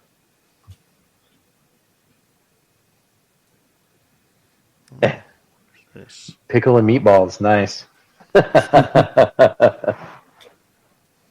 we go. All right, sorry about that, guys. Deprivation chamber. That actually would be interesting. I'm trying to figure out how we, and that's what I like. You know, when people throw out these questions, it's like it's the challenge for me. How would we make that work? We've done deprivation experiments, you know, of course, with the noise canceling headphones and blindfolded. Again, that is to increase people's sensitivity. But how would you do a deprivation chamber? I don't know. Ghost flashers. I like it. Is that such deprivation a chamber? We'd have to, yeah. So deprivation chambers is like different. I mean, I guess we could try to figure out how much deprivation, but that's when you float somebody on a highly right. You float them, liquid, but it's such a small space, and it's such a small space. But we don't know how the phenomena interacts with physical things. So if you put somebody in that space, could they still experience it? We can't assume that just because there's something there that if they're in the chamber, would they have access? Would the spirit, would the energy have access to them? We don't know either way. Yeah, and that's what it's so awesome about me and Chad. It's like we'll sit there and have these conversations. Like, how? What about one of those? What do they call them? Those protection rings that you're supposed to put down. People do it in bed. What the hell are they called? A protection ring. I'm like, no. I'm thinking like a dream catcher. What are you talking about? No, not a dream catcher. It's supposed to keep spirits and shit away. Oh, God. Why is my mind going blank? Oh, the cage. Circle of protection, someone wrote? No, the cage. Dreamcatcher? Faraday cage? Faraday cage, that's it. Yeah, one of the things I had thought about, and I actually ran this by Barry Taff, was to do something where we had an array of sensors of different types inside a vacuum sealed glass inside of a Faraday cage. And at first he was like, why? And I was like, well, if there's no molecules that can move, that can interact with it, because you don't have anything, because it's all under vacuum, and you have a Faraday cage around it, so you can't get any, electromagnetic interference, and you caught something off a baseline that had nothing, and then you caught a piece of data when something was going on, that would be a little mind-blowing. All right, guys, hold on. Big thank you to Rex, Dry Toast, Christina, and Cynthia for the Super Chats. Here we go.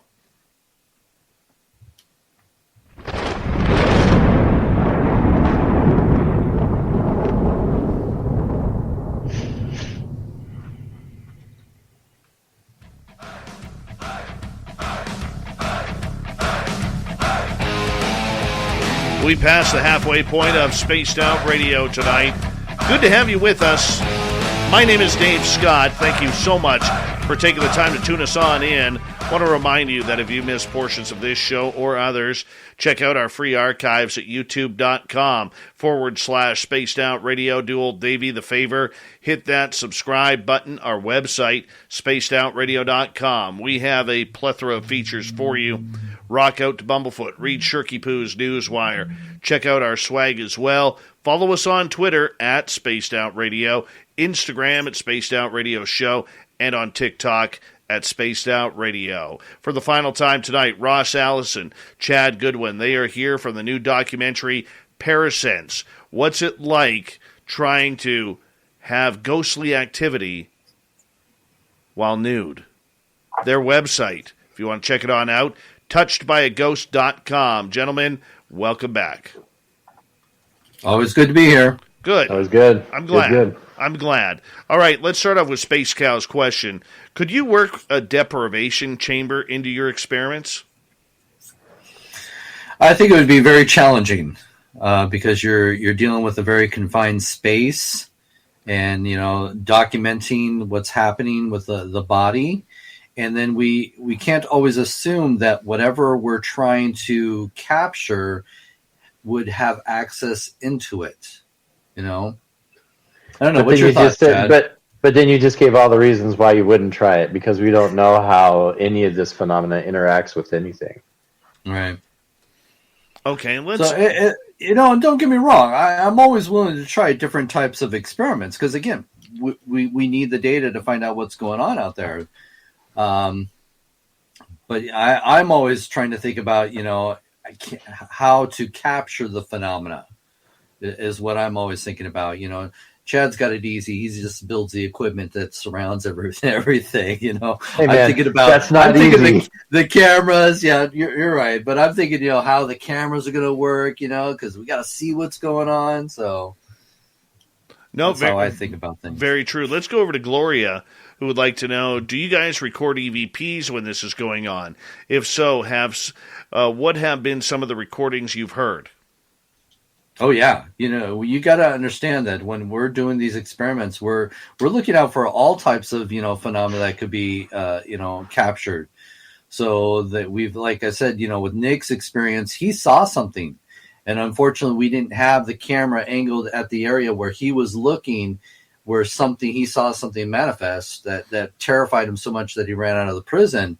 So there's all kinds of things happening, and yes, EVPs is one of the things that we do document in the documentary.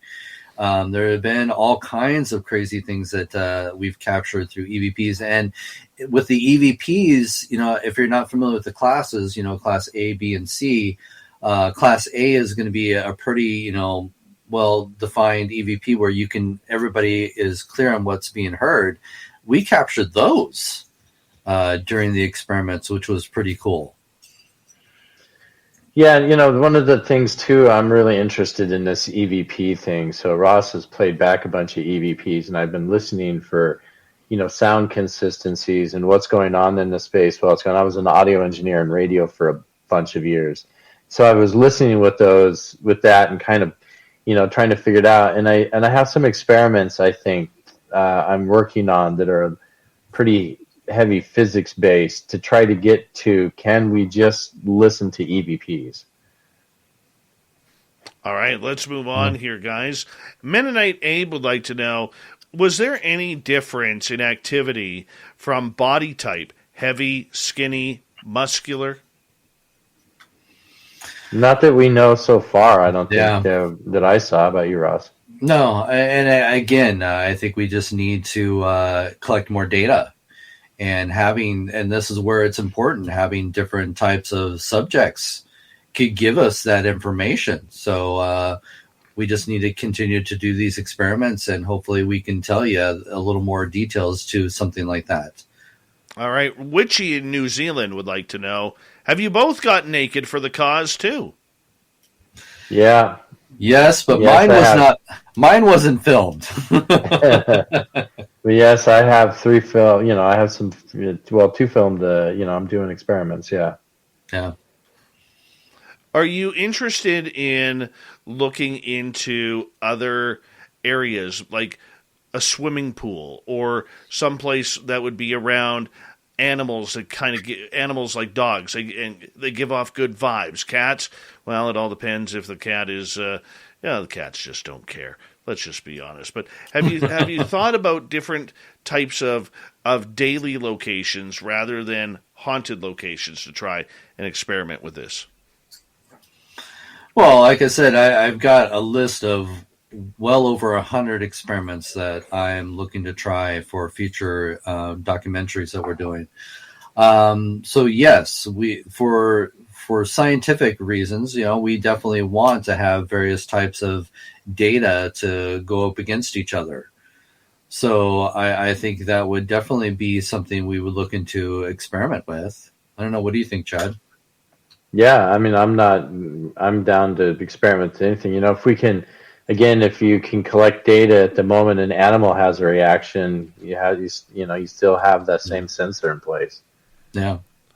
What's off limits for an experimentation like this? Children. No, I will not do experiments where there's ghost children that are touching people. I think that takes it, to a place that we don't need to go to. So that's one of the things I've had people say, oh yeah, there's this ghost child that likes to touch people. I'm like, I'm not putting a naked subject in that type of situation. We don't need to go there. Yeah. What about sexuality? I'd be open to anything. There's a gym in California where apparently a gay man haunts the locker room and touches a lot of the guys. I'd put a guy in there. Yeah, definitely. Are you willing, Chad? Yeah. Done it at a prison. I mean, yeah, it's pretty much, what happens in a prison stays in a prison, right? All right. Chris Mo wants to know, do you restrain from shaving before ghost hunts?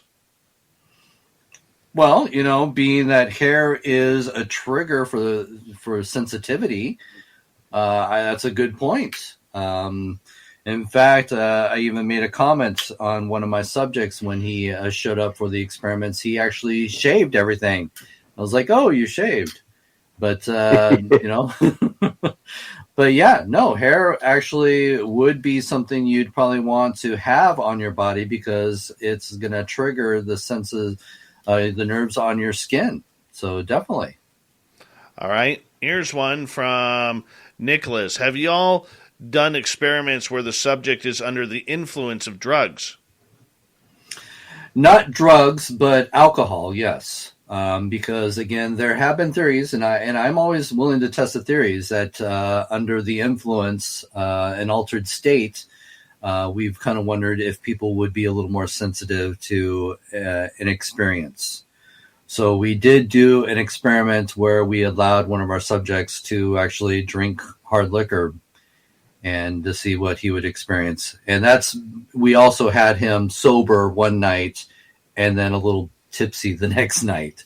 So we had two variables as well. What about psychedelics? Because during a lot of psychedelic trips, like ayahuasca or something along those lines, they are said to be used to help communicate with spirit and extraterrestrial energy during the high, so to speak. And I'd be open to it, definitely. I mean, we definitely have to, that's one of those things we have to really figure out how that happens, though, because that's a big variable for the person and for the experiment. True. Jessica would like to know, besides being naked, have you experimented with wearing different types of clothing? Examples, colors all black or colors all white? No, we haven't. We have done experiments where people have been, where one subject was naked, and we did a bit of role playing in a brothel. And of course, the other person could be in a more of a Teddy type thing, playing a worker, a woman of the night. And it was an interesting experiment. I've done this a couple times now, But one of the experiments I did, I actually had a husband and wife team, and the husband got naked, and the wife was, walking around him and coaxing the spirit of the other woman, kind of playing off as the role was, this guy ordered 2 women, and that they could both have their way with him. Now he's blindfolded. He does not know what's going on, and he also had headphones on, and basically he felt them touching him. But the thing that he didn't know is I told his wife, "You're not allowed to touch him." Oh, wow. So that was an interesting experiment. No kidding. He got a 2-for-1 sale there. Definitely. Wow. All right. Ross Allison, Chad Goodwin are here. Let's go to Raz's question. A little bit off topic. What's the difference between a poltergeist and a haunting from your experience, Ross? Well, if you go to the old textbooks, poltergeists are actually telekinetic abilities from a person on the property. So they're referred to as agents. So you have a situation where children going through puberty, stressful conditions. They're also discovering that when there are physical changes to the body, such as menopause or even a pregnancy, that could trigger telekinetic energy that causes the physical disturbances in the environment. Unfortunately, the term poltergeist is constantly being misused in the field of paranormal research. They believe that any time that there's any physical disturbances on the property, it must be a poltergeist. That is not the case. Ghosts can cause physical phenomena as well. If again, going to the old textbooks terms of a poltergeist, it was believed to be projected from a person on the property unknowingly. All right. For you, Chad, what's the challenge of all this from a scientific perspective? Well, it seems to be very wide, and there seems to be a lot of variables, not only in space or the way people perceive it, but, the way this manifests. It's a really big space. I like a challenge, and so this is like the perfect type of thing for me, really. Okay, so what do you as a scientist feel your limits are being pushed to around here? I mean, I'm going after something, typically in science, you kind of know what you're going after, right? Sometimes you find things you weren't expecting, but for the most part, you kind of know what you're looking for, what you're trying to find. And in this instance, we're trying to figure out what we're trying to find while we're trying to find it, if that makes any sense, right? I mean, it just seems like it's so broad. And that's the interesting part is it's like we're trying to find it while we're trying to figure out what it is. And, that's a hard combination. Ross, what's your thoughts? I try not to label things or have a strict idea. I keep an open mind. I just think that there's things we can't explain, and I just want to know. I want more data. I want to have a better understanding of what it is, because I've always been one of those ghost hunters that says, you know what, I can't say that there are ghosts. I've had enough experiences to say that there are things out there. There are things that seem to have an intelligent response. But I don't know what it is. And I think that's what drives me. And that's always driven me from the very beginning in this field. And I am excited to be in a situation where we are getting more definite answers to something being out there. So, it's really hard to answer when we're still looking, when there's always going to be more questions than answers. Space Cow is wondering, have you experienced full terror yet while doing this? I know Nick did. Yeah, I've been definitely shaken, but haven't been experienced full terror yet. All right. Props is wondering, could I send these guys some pictures of the scratches I experienced for advice if they look paranormal and fit a trend to what I've seen before? Sure. Be more Yeah. happy to look them over. Yeah, because we have pictures of, a couple of scratches, and the more we compile those things, the more we can see the consistencies that people experience. Where can they get a hold of you? I'm pretty easily found on Instagram at the Parascientist. And of course, you can always look up Ross Allison Ghost Hunter, and you'll find tons of outlets for me. All right. Game Vet is wondering, have you ever heard a ghost run away? A ghost run away? Yeah. I've actually been in situations where I've heard something run down a hallway. So yeah, I pretty much have experienced things similar to that. Yeah, and one of the experiments that we have, I mentioned, I think that I could hear the phenomena stopping. Now, I have been investigating with Ross where I have had my back turned towards a ghost, and Ross has seen it run towards us. Oh, yes. Not run away, but run towards, yes. That was an interesting experience. Did we ever get anything on the camera with that? No. And it's interesting, too, because, like I said, it lit up right when the flash went off. So you would think something was there. I saw it with the naked eye. Something just right in front of me when the flash went off. And then it was just gone. All right. Well, I'm still surprised by that. You should have heard Ross scream, Chad. Should have heard him scream. It was great. All right. Raz is wondering. I was startled. Something just something just was there right in front of me in that flash of light. Yeah, that ghost is bad. But I did not run away screaming. I stood right there like, what the hell was that? Yeah. Your language was a little bit more colorful, but that's okay. That's very much okay. That walkway would be a great place for this experiment. Oh, yeah. Definitely. Yeah, we're always looking for places that, again, where physical phenomena has happened to individuals. We would love to hopefully have the opportunity to do experiments there. That's our main thing that we're looking for when we do set these up. With the morons who are running that place right now. We could tell you exactly why Bombas socks, t-shirts, and underwear are so comfortable. We could talk about our soft fabrics or how we donate one item for every item you buy. But we think our customers said it best. So we hired some professional voice actors to read real customer reviews. Bum dickities on my piggies. It's like being hugged by an angel. I borrowed a pair from my son and didn't want to give them back.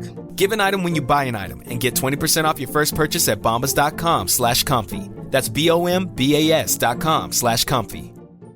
Geico asks, how would you love a chance to save some money on insurance? Of course you would. And when it comes to great rates on insurance, Geico can help. Like with insurance for your car, truck, motorcycle, boat, and RV. Even help with homeowners or renters coverage. Plus, add an easy-to-use mobile app, available 24-hour roadside assistance and more, and Geico is an easy choice. Switch today and see all the ways you could save. It's easy. Simply go to geico.com or contact your local agent today. I don't even think I could get in. Yeah, that's unfortunate. Yeah, I'm working on it, though. I'm working on it. We've got about another 5 minutes to go here on Spaced Out Radio with our interview tonight with Ross Allison and Chad Goodwin on Parasense, which can be found at touchedbyaghost.com. I want to ask you guys, granted this is only round one, but Ross, I want to start with you on this. What did you learn about this experimentation that you didn't see beforehand?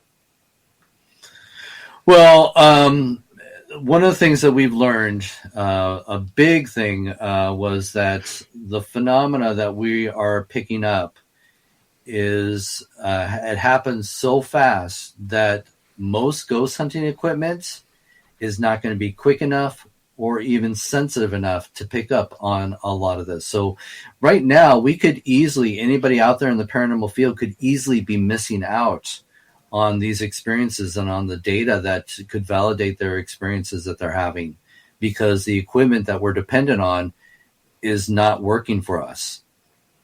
Yeah, I mean, some of the stuff that we captured happened in fractions of seconds, and so now Ross and I are trying to figure out, how do we collect it even quicker? How do we get even faster sensors, faster data collection, faster everything, right? Well, and that's the key, is to try and figure out what is truly going on with all of this. So what would you change between study number 1 and study number 2? Now, Ross, I know you said you want to try different experiments, but what worked, what didn't work in part 1 that you would not try in part 2?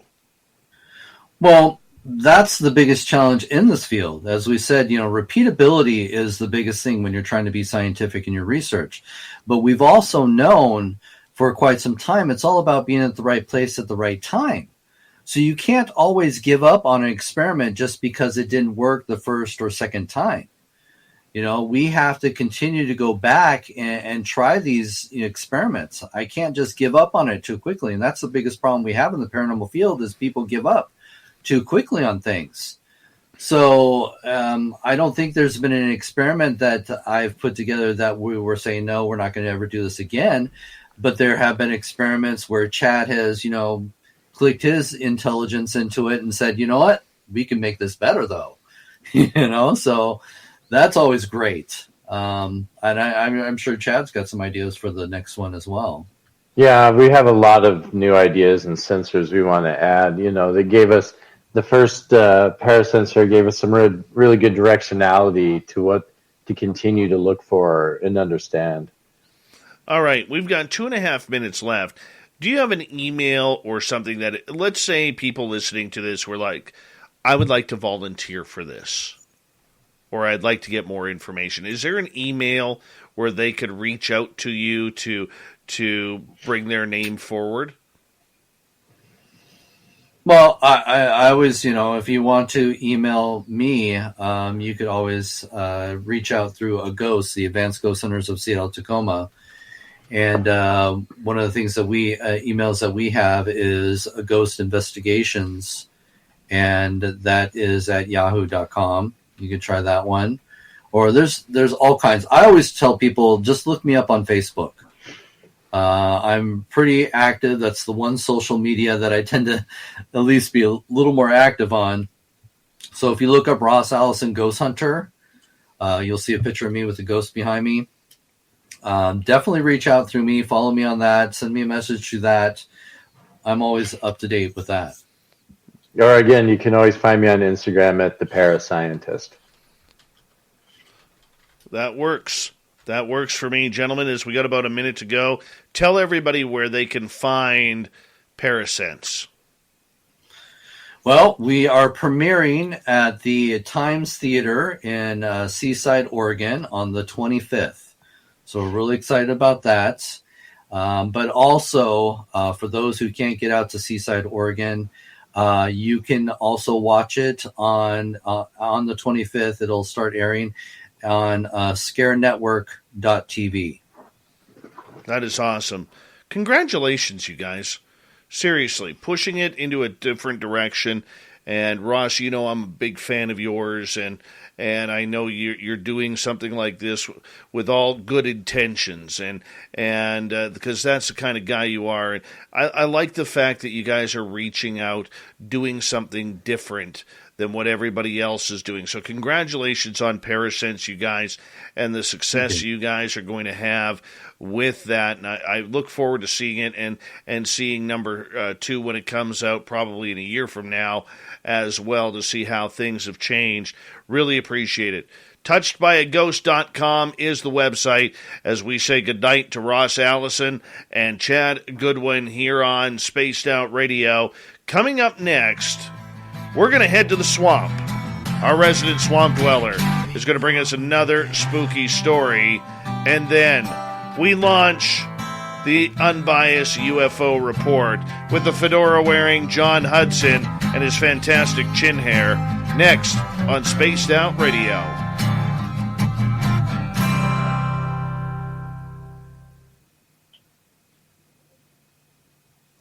Great job, guys.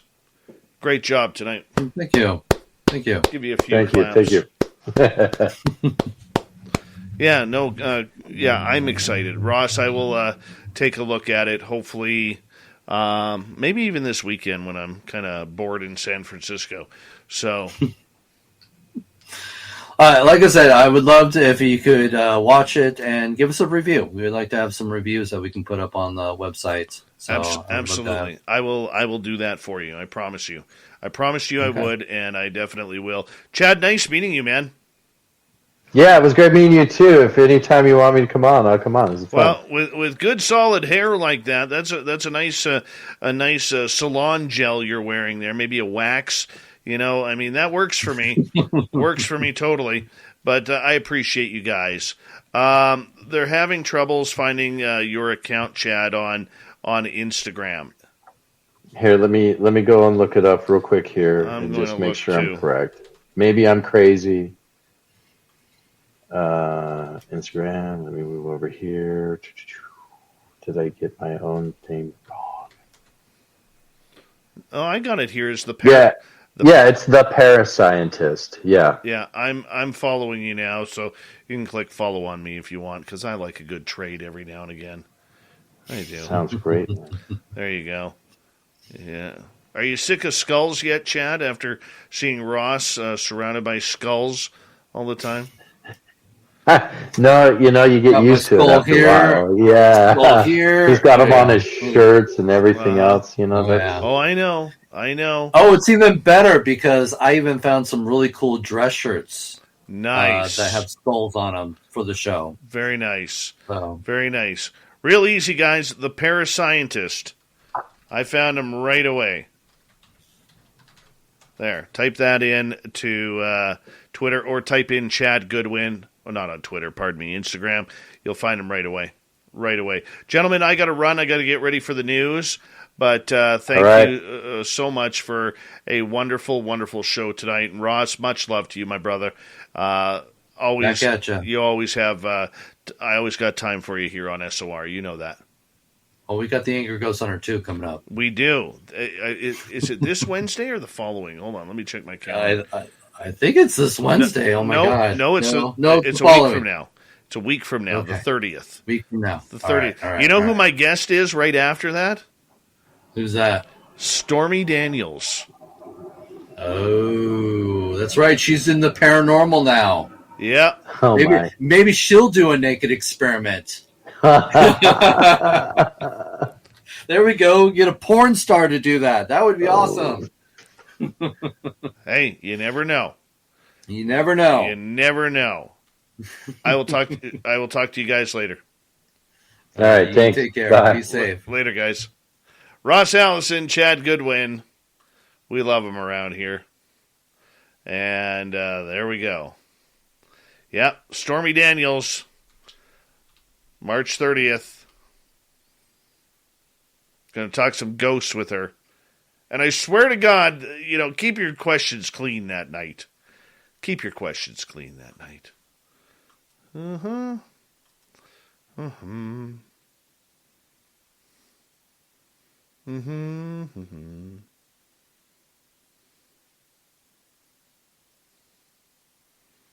There we go.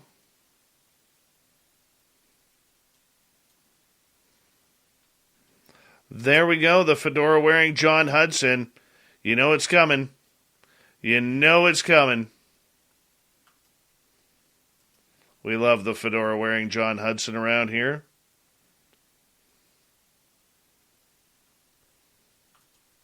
Not enough Merling tonight in the chat room when Merle got here.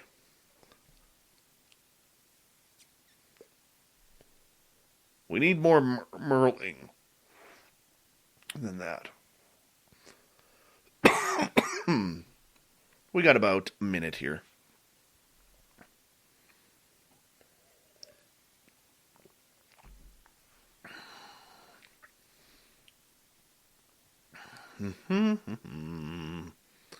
Thank you, Jessica.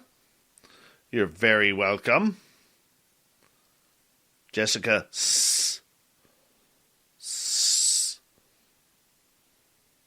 Want to say a big thank you to Cynthia, Christina, Dry Toast, and Rex for the amazing super chats tonight. Very, very much appreciate it. You know what, Mennonite Abe? What is really, really weird is I had no idea about Sheep Squatch until a few hours before their show, and I was hearing about Sheep Squatch here in British Columbia. I'll tell you about it after the show. Oh yeah, this is a long break. I got time. So apparently, just outside of Hope, British Columbia, east, on one of the reserves, there are sheep squatch said to be there. Yeah. And then I heard the After Hours show talking about sheep squatch. I thought, wow, that is synchronistic. Totally.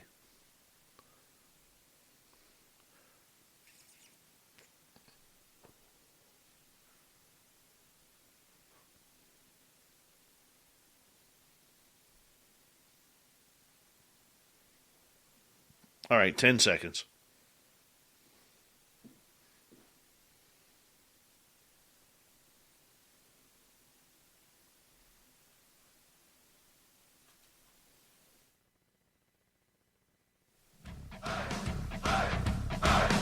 Would you like to connect with us? Head to spacedoutradio.com for all your latest show info. Now, back to Dave Scott and SOR. Third and final hour of Spaced Out Radio is now underway. My name is Dave Scott. Thank you so much for taking the time to tune us on in. We've had a lot of fun tonight. Hope you have as well. Want to say hello to everyone listening in on our terrestrial affiliates around North America and digitally on TalkStream Live, Odyssey Radio, iHeartRadio, and KPNL. All of our archives are free. Join us at youtube.com/Spaced Out Radio. Do old Davey the favor, hit that subscribe button. The Desert Clam has set the password for tonight in the SOR Space Travelers Club. Rarissima. Rarissima is your password. Use it wisely, Space Travelers, as the Clam sets the password each and every night right here on Spaced Out Radio. Our website is spacedoutradio.com. We have a plethora of features for you.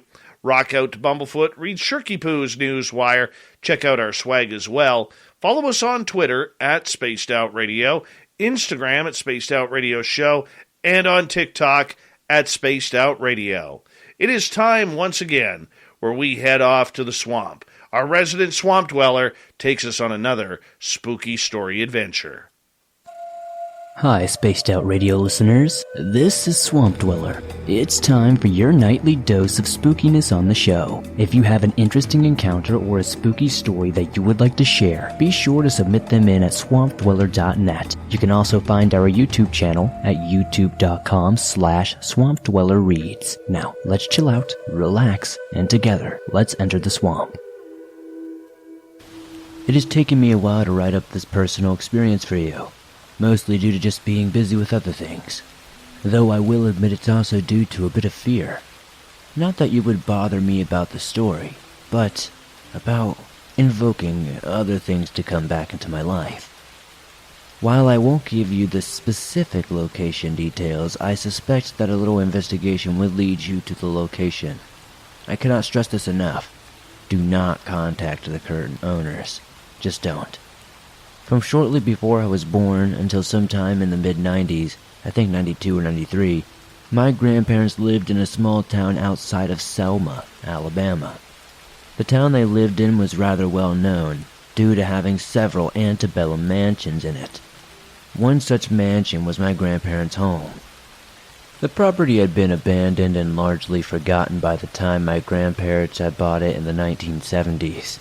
And my father spent much of his free time restoring the home. I cannot say specifically how long, but I know that it had been empty for at least a decade at the time of purchase. It took my dad and grandfather several years of working on their own to restore the home, as well as adding some new modern fixtures and other upgrades. My grandmother, for her part, filled the home with various antiques, most of which dated around the period of the home. Due to its age, the home was on the historical register, and would later, after they sold it, be turned into a bed and breakfast, though I don't think it is such now. Whatever the case, paranormal experiences seemed to happen weekly there, even during when my grandfather and father were restoring the home. Some stories I remember offhand were his seeing something white and see-through sweep across the front hall one night while they were working on the property. They made sure to double-check everything before locking up, but they never did find anything. He passed it off as the wind catching a painting drop cloth, though he would admit reluctantly there was no wind, and he had not started painting quite yet. My grandmother related hearing footsteps come halfway down the main staircase one day while she was on the hall phone, only to have those steps turn and go back up the stairs slowly. Doors would randomly lock and unlock themselves, various things getting moved around or just went missing in general, and there was an overbearing sense of just being watched in the home at all times, especially in one room at the corner at the top of the main staircase. That room, at the top of the stairs, was the center of the most activity, even though the last owner, an elderly woman, had died in another room. Personally, that room always bothered me. I always felt like something was watching me from it. Something was angry that didn't want me there.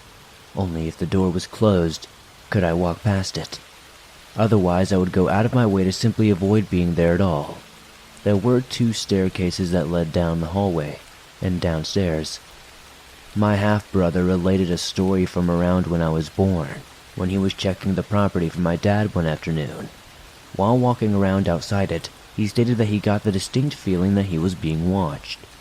Looking up at the darkened house, he saw the face of an old man staring back at him from a window. The window happened to be in the room which I had problems with. After the property sold, I spent a week at the bed and breakfast in 2000. I specifically told the owner to put me in any room other than the one at the top of the stairs, to which they stated they had quit renting it out anyway. The door was now permanently locked, from what they seemed to say. Apparently they had numerous people who, after renting that room out, would simply check out and leave. None would give a reason for their sudden departure. While I stayed there, I spent most of my time visiting people who I had kind of grown up with and such like that, though we had moved away when I was just a child. We did still go back on a regular basis. We saw some places in Soma, where my father had worked, and only returned to the house to sleep. One afternoon, maybe a day or so before I was set to leave, I sat down to dinner with the host and hostess. The conversation turned to my history with the home, and some of the strange experiences I had over the years. When the subject came to the room at the top of the stairs, and what my half-brother had personally witnessed, the host and hostess shared a look of absolute disbelief before the man cleared his throat. He said that what I told them was on par with what they themselves had experienced, though they noticed that they believed that they knew why the disturbance had originated. During landscaping work in the rather large, about 5-acre backyard, they were forced to cut down one of these ancient oak trees that were there. In the roots of the tree they found the remains of an unmarked grave. This prompted further investigation, upon which they discovered no less than 6 more unmarked graves there. The remains were moved to a local cemetery, but were quite badly beat up. And while they wouldn't, and they refused to go into detail, tell me much of what they found there outside of that, they did make it quite clear that it was their belief that the unknown cemetery was directly tied to the spirits that were in the home. They also related one final ghost experience that makes me smile. I know this is the kind of thing that shouldn't, but it does. They note that the large barn which my grandfather built, it wasn't original to the property. It was apparently haunted. However, the ghost seems to just come and go on its own free will, and hasn't really done anything overly spooky. Rather, From time to time, people in the barn have noticed a distinct sound of old country or gospel music that sounds like it's being played on an old record player that seems to be centered around a small office located in the interior of the barn itself. The reason this makes me smile, well, that wasn't an office. My grandfather had built that little room, put a small cot in there, and a record player, where from time to time he would take a nap while listening to his records. He was the happiest when he was puttering around in his barn, usually with my grandmother at his side, while listening to those records of his. I can't help but feel that now that he has passed on, he went back to the old home he was happiest at. I guess it goes without saying he and my grandmother didn't want to sell the old home. Some of the family effectively forced that to happen, and, well, the fact that my grandfather and grandmother didn't live long enough after it sold makes me seriously feel the sale was directly tied to them dying in some manner. Now, as I said, as far as I know, the place is still very... Hi, I'm Randy, and this is Dave. We're the founders of Bombas, the most comfortable socks in the history of feet. So comfortable, we sold and donated millions of pairs. To sell and donate a lot of socks, we became obsessed with comfort. We reinvented the sock from the ground up, adding comfort innovations along the way. It worked. People tried them, loved them, told their friends about them, helping us sell and donate millions of pairs. Try them now at bombas.com/comfy and get 20% off your first order. That's bombas.com/comfy. Our modern lives depend on industry. From the steel and cement that build our cities to the electricity and fuel that power our world. Carbon capture and storage can remove more than 90% of CO2 emissions from essential industries like these. That's why ExxonMobil is deploying this technology, helping lower the carbon footprint of many everyday things. From the roads we drive on to the devices we rely on. It's one of the ways we're advancing climate solutions. Learn more at exxonmobil.com/solutions. Active on the haunting side. It is also a private residence now, so you might as well have a general idea of where the home is, but by no means you should not contact the current owners. I haven't done so since 2000 myself, and I do not know if it's still Airbnb or not, and even if it is, I doubt the owners would want to become a ghost attraction. Anyways, thank you so much for sharing my story, and I hope you all enjoyed it. All right, we say thank you to our resident swamp dweller for another spooky story shared with us. You can go support him by going to youtube.com/Swamp Dweller Reads and get a very, very good handle on a lot of freaky stories. He got thousands of them there. Thousands. I literally listen to him every night before I go to bed. Yeah, I like to freak myself out a little bit that way. All right, it is time once again for the fedora-wearing John Hudson. Hanging on out with the unbiased UFO reports. Looking more like a furry, younger Barry Gibb from the Bee Gees tonight. Fedora John, how you doing, buddy? Good. I like furry. It makes me think of Muppets. I don't know why, but like that sounds nice to me. You know, I was a big Grover fan growing up. So me too. Super Grover. Super Grover was phenomenal. Very Super underrated. Awesome. Very underrated. Completely underrated. I could not agree more. How Super Grover never got his own show is at least a comic baffling. book. Yes. Like seriously, a comic book would have been outstanding. That would have been so cool. I fully agree with you. We have a busy little piece of news here tonight with the UFO reports.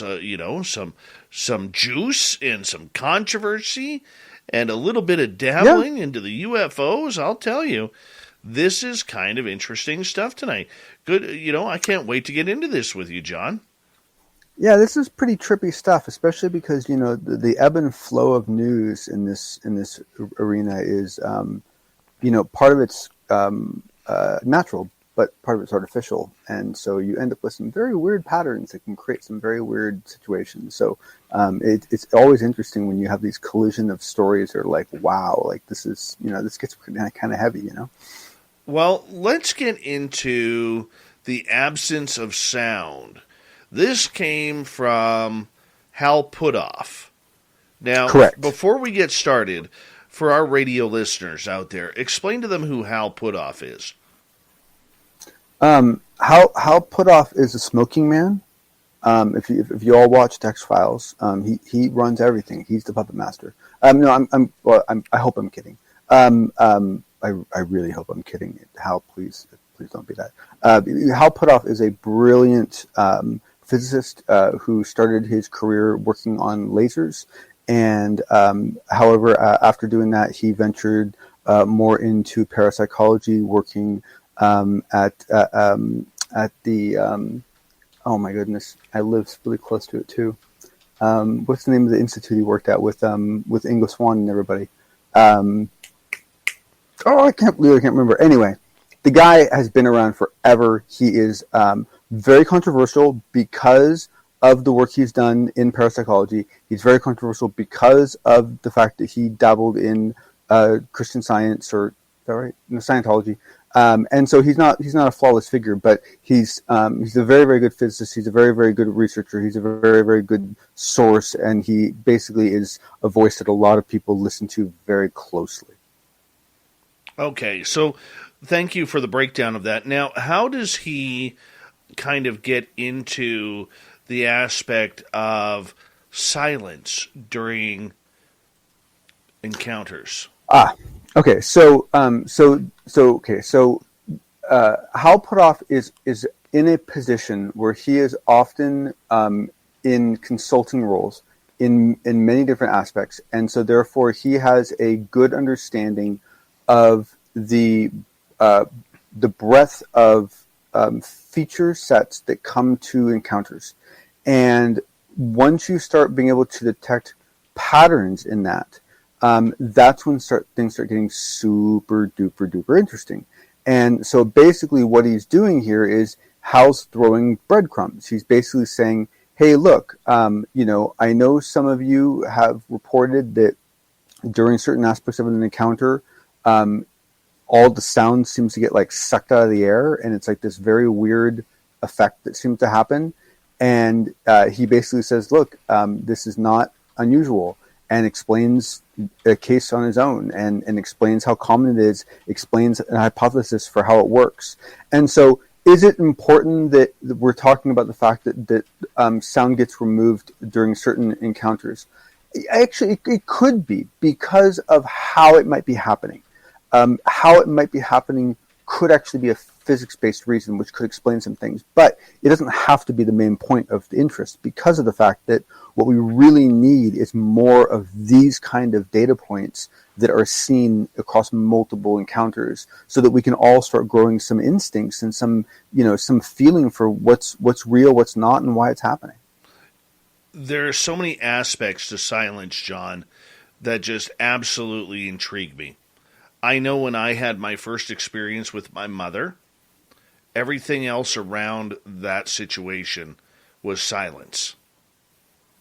Now, can I ask you a quick question? Sure.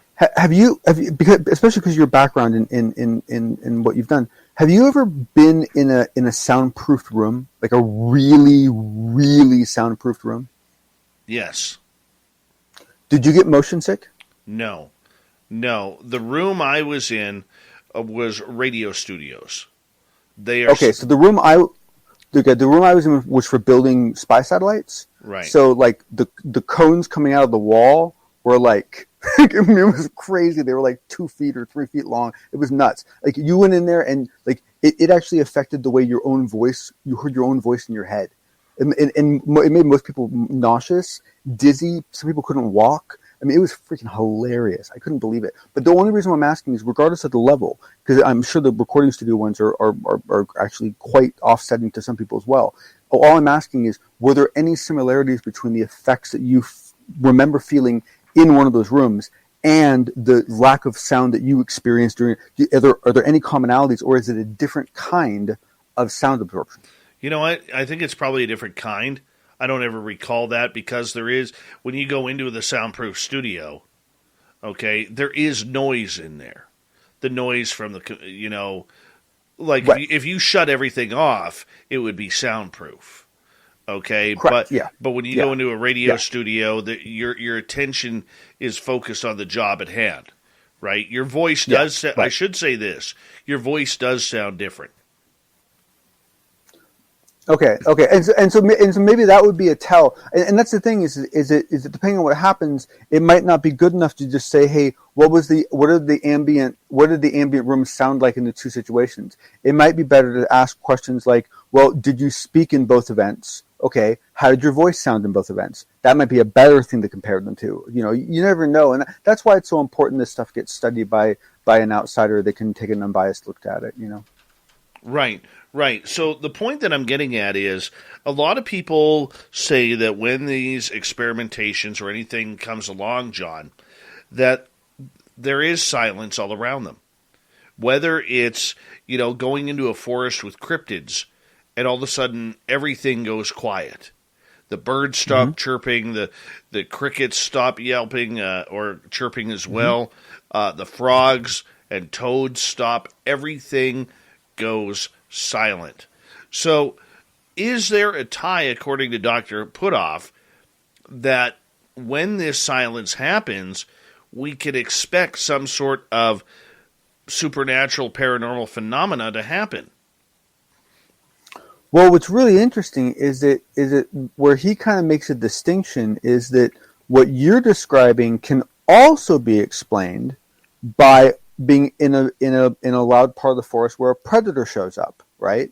Where essentially the noise doesn't actually the way noise is being carried through the air doesn't change, but the number of objects generating sound waves does, Correct. Right? And so that's the scenario you're describing.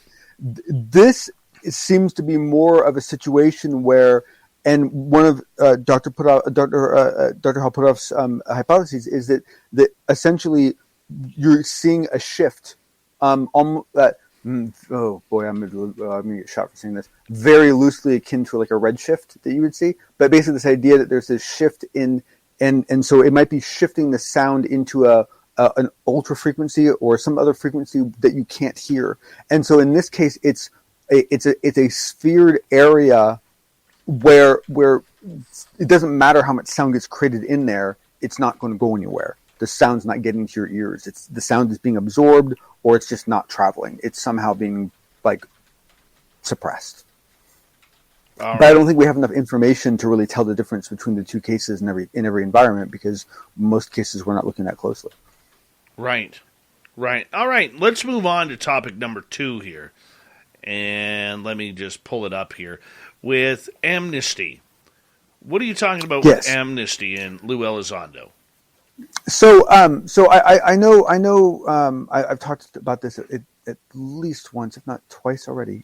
So I do apologize for those who are hearing it again, but it's too exciting and it's too important, so you guys get to listen to it again for the 10 or 15 of you that heard it before. Lou Elizondo, who you all know and love, during one of his many speaking engagements over the last week, and I just realized that I don't actually have the specific event this was taken from in front of me, so I do apologize. But essentially what he discussed is the idea that a lot of us have talked about for a while, which is this idea of amnesty, this idea of offering people that know things that are held by their NDAs, or held by their oaths, or held by their positions, their pensions, their all their things, right? To basically offer them amnesty, but to not offer them a permanent amnesty. What he is suggesting is that we offer a limited amnesty.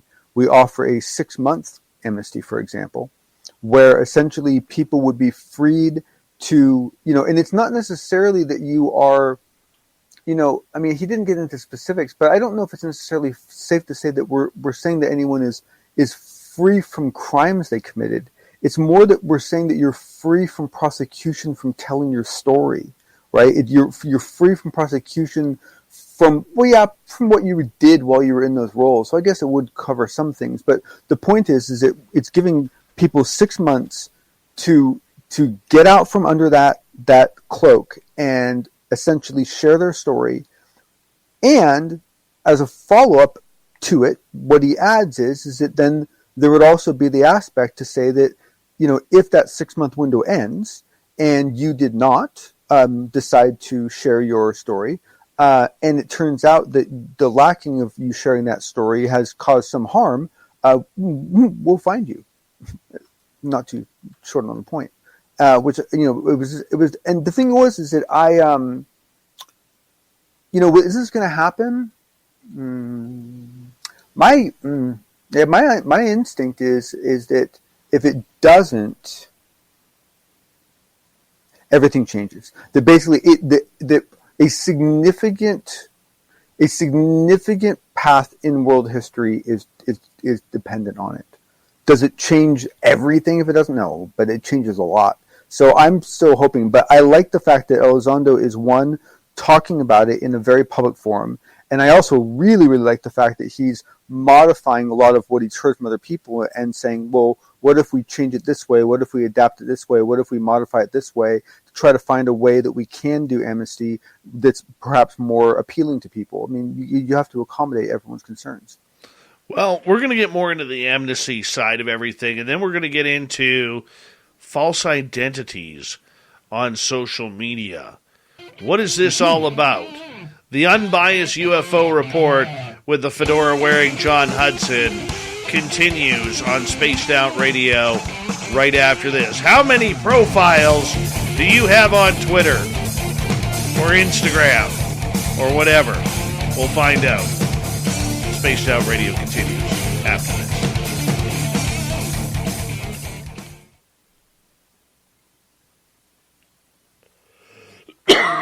We're clear.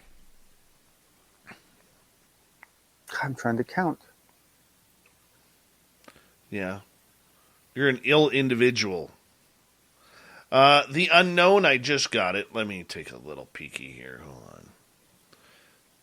on. I'm going to just see something here. I advise Perhaps we people. need some spaced out radio. I sometimes think how quickly our differences would be resolved if we all listened to Dave Scott. Did you get Where'd that come from? That was awesome. The unknown sent that to me. Thank you, buddy. That was hilarious. Oh, we got to play that. Awesome. We got to play that one more time here. Hold on. We got to play that one more time. Let me bring it on up here. Oh shoot! I hate that when I click off the whole download thing. Here. Oh, and Dave, I just realized I forgot to change my name. So that's okay.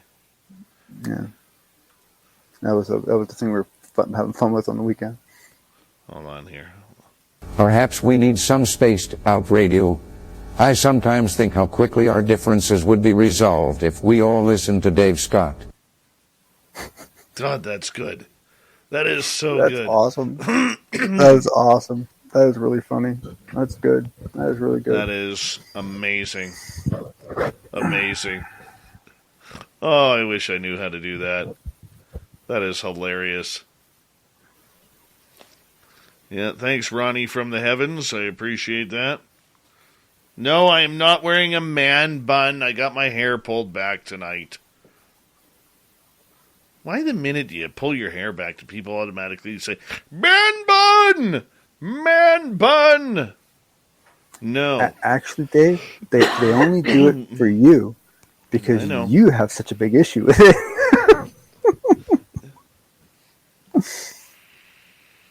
Men who wear man buns are a number of things. Number one, they don't know how to change oil in a car or put oil in. Number two, they roll up very comfortable in their own. They roll up their pant legs, and then wear Converse Chucks, low riding Chucks with it. Number three, they like soccer. They think it's a legitimate sport, which it's not. Number four, they can actually talk what is the language in a coffee shop. Hi, Jessica. Number five, there you go. They have a lumberjack beard and wear plaid, thinking that they're a lumberjack, but have never used a chainsaw or an axe before. Number six, they don't know how to change a tire on a car.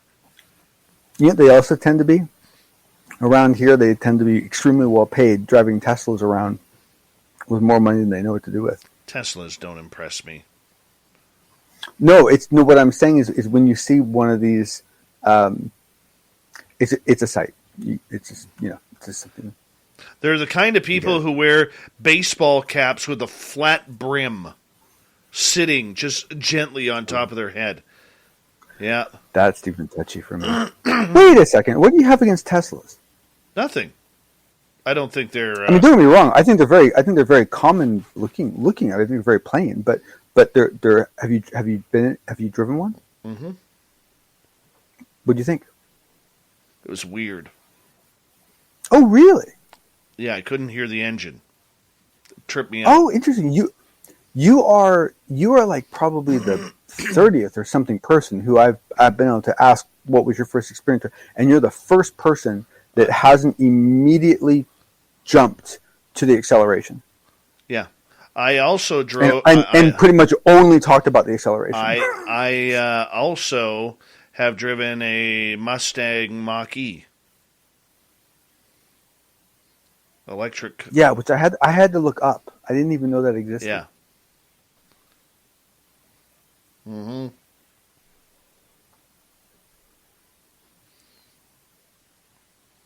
Gentlemen who wear man buns use the word ergo a lot to try and impress people.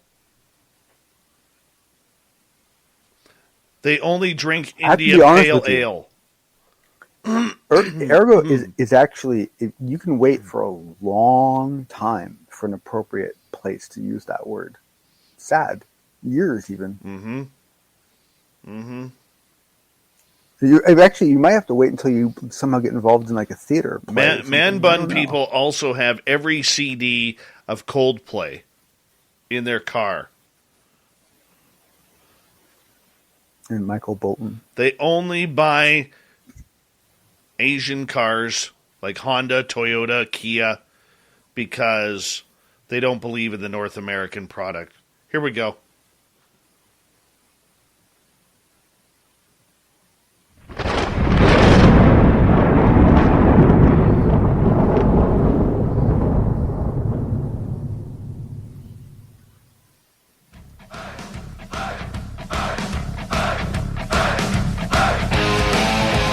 We rounded third. We're heading for home tonight on Spaced Out Radio. My name is Dave Scott. Thank you so much for taking the time to join us. We really do appreciate it. Want to remind you that if you've missed most of this show or others, check out our free archives at youtube.com/Spaced Out Radio. Do us the favor, hit that subscribe button. Our website is spacedoutradio.com. We have a plethora of features for you.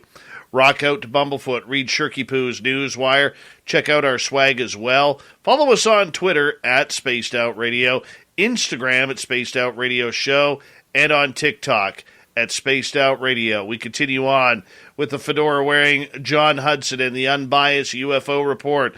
Mr. John, how you doing? Doing good, Dave. Doing good. How about you? I am good. I am very good, my friend. And right before the break, we were talking... We're talking about your man bun.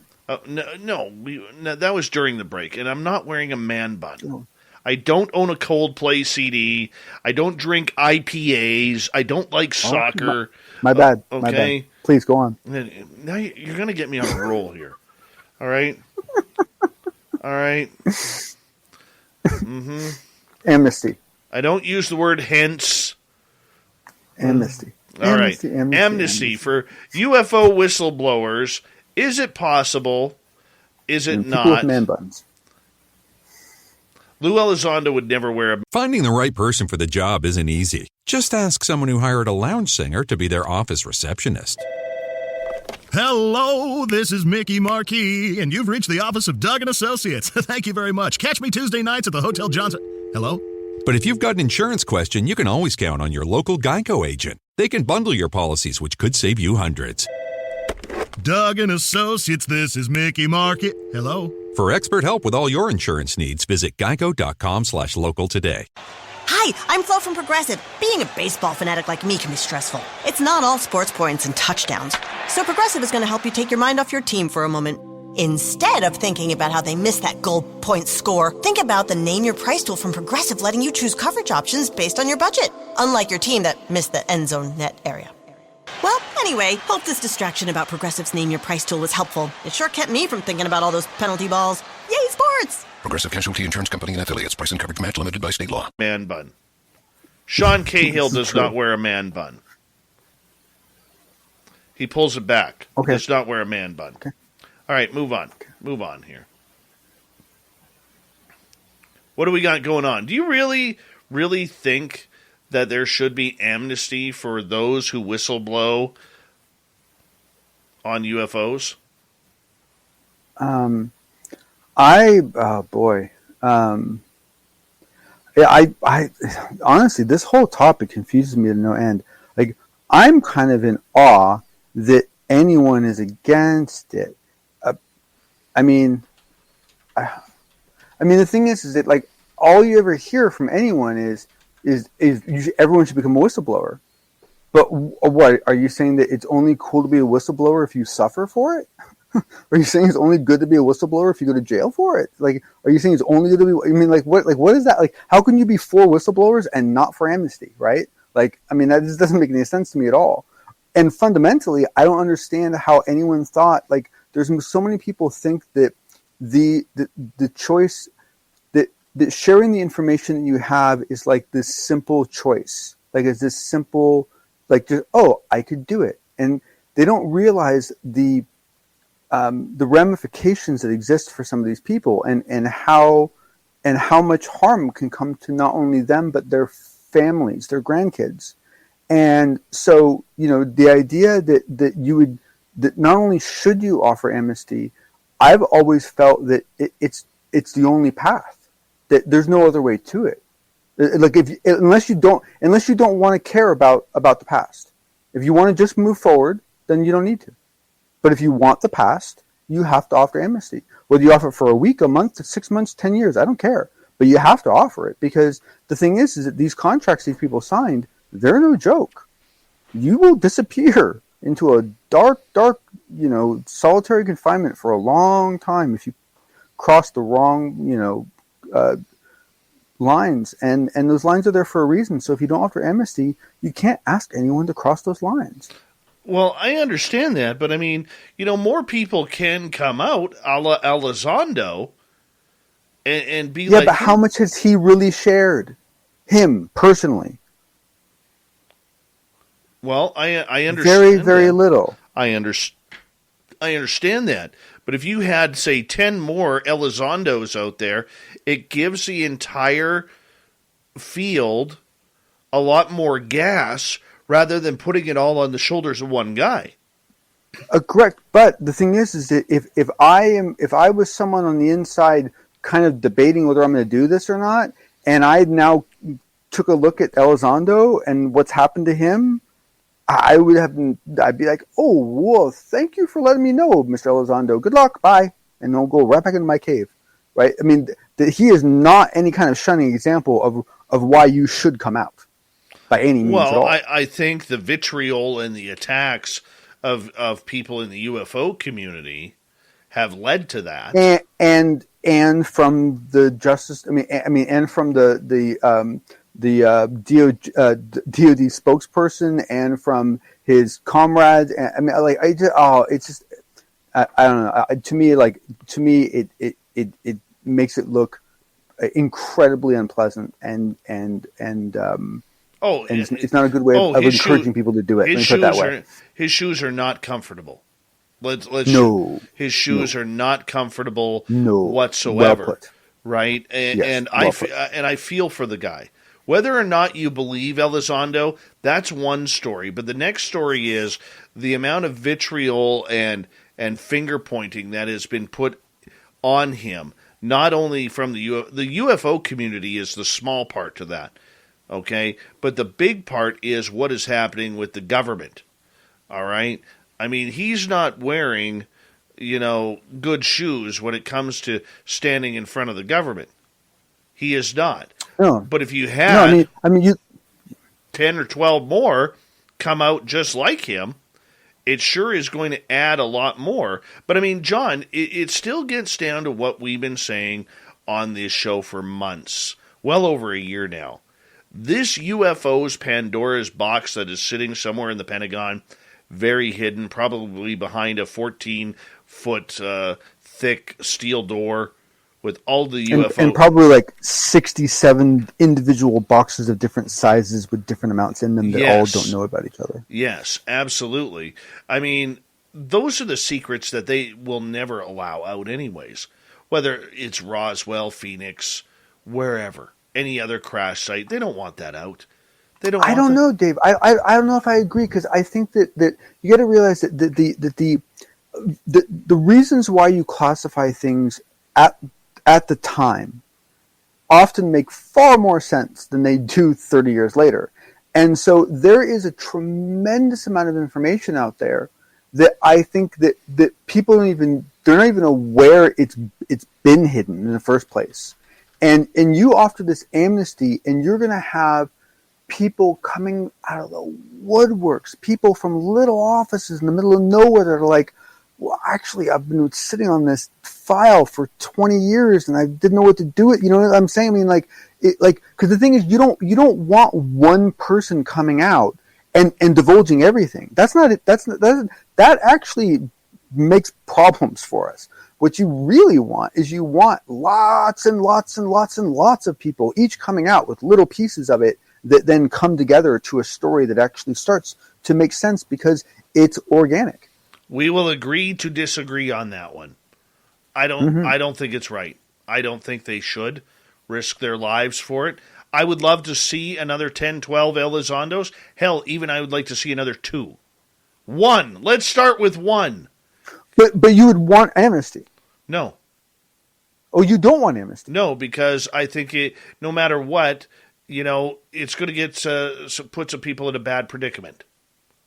And I think it's a pipe dream. I'm just trying to be realistic here. I think it's a pipe dream. Sure. Right? So, let's move on. Sticking with Lou Elizondo on UCR, and now he's getting kind of grilled on Twitter over this. Lou Elizondo admitted to using an alternative account. What is this about dummy accounts? So I felt I had to bring this up. I didn't really want to, but I felt I had to bring this up because some people are talking about it, and it's one of those issues that that for a large portion of the population, it's completely normal behavior, and for all these other groups, it's not.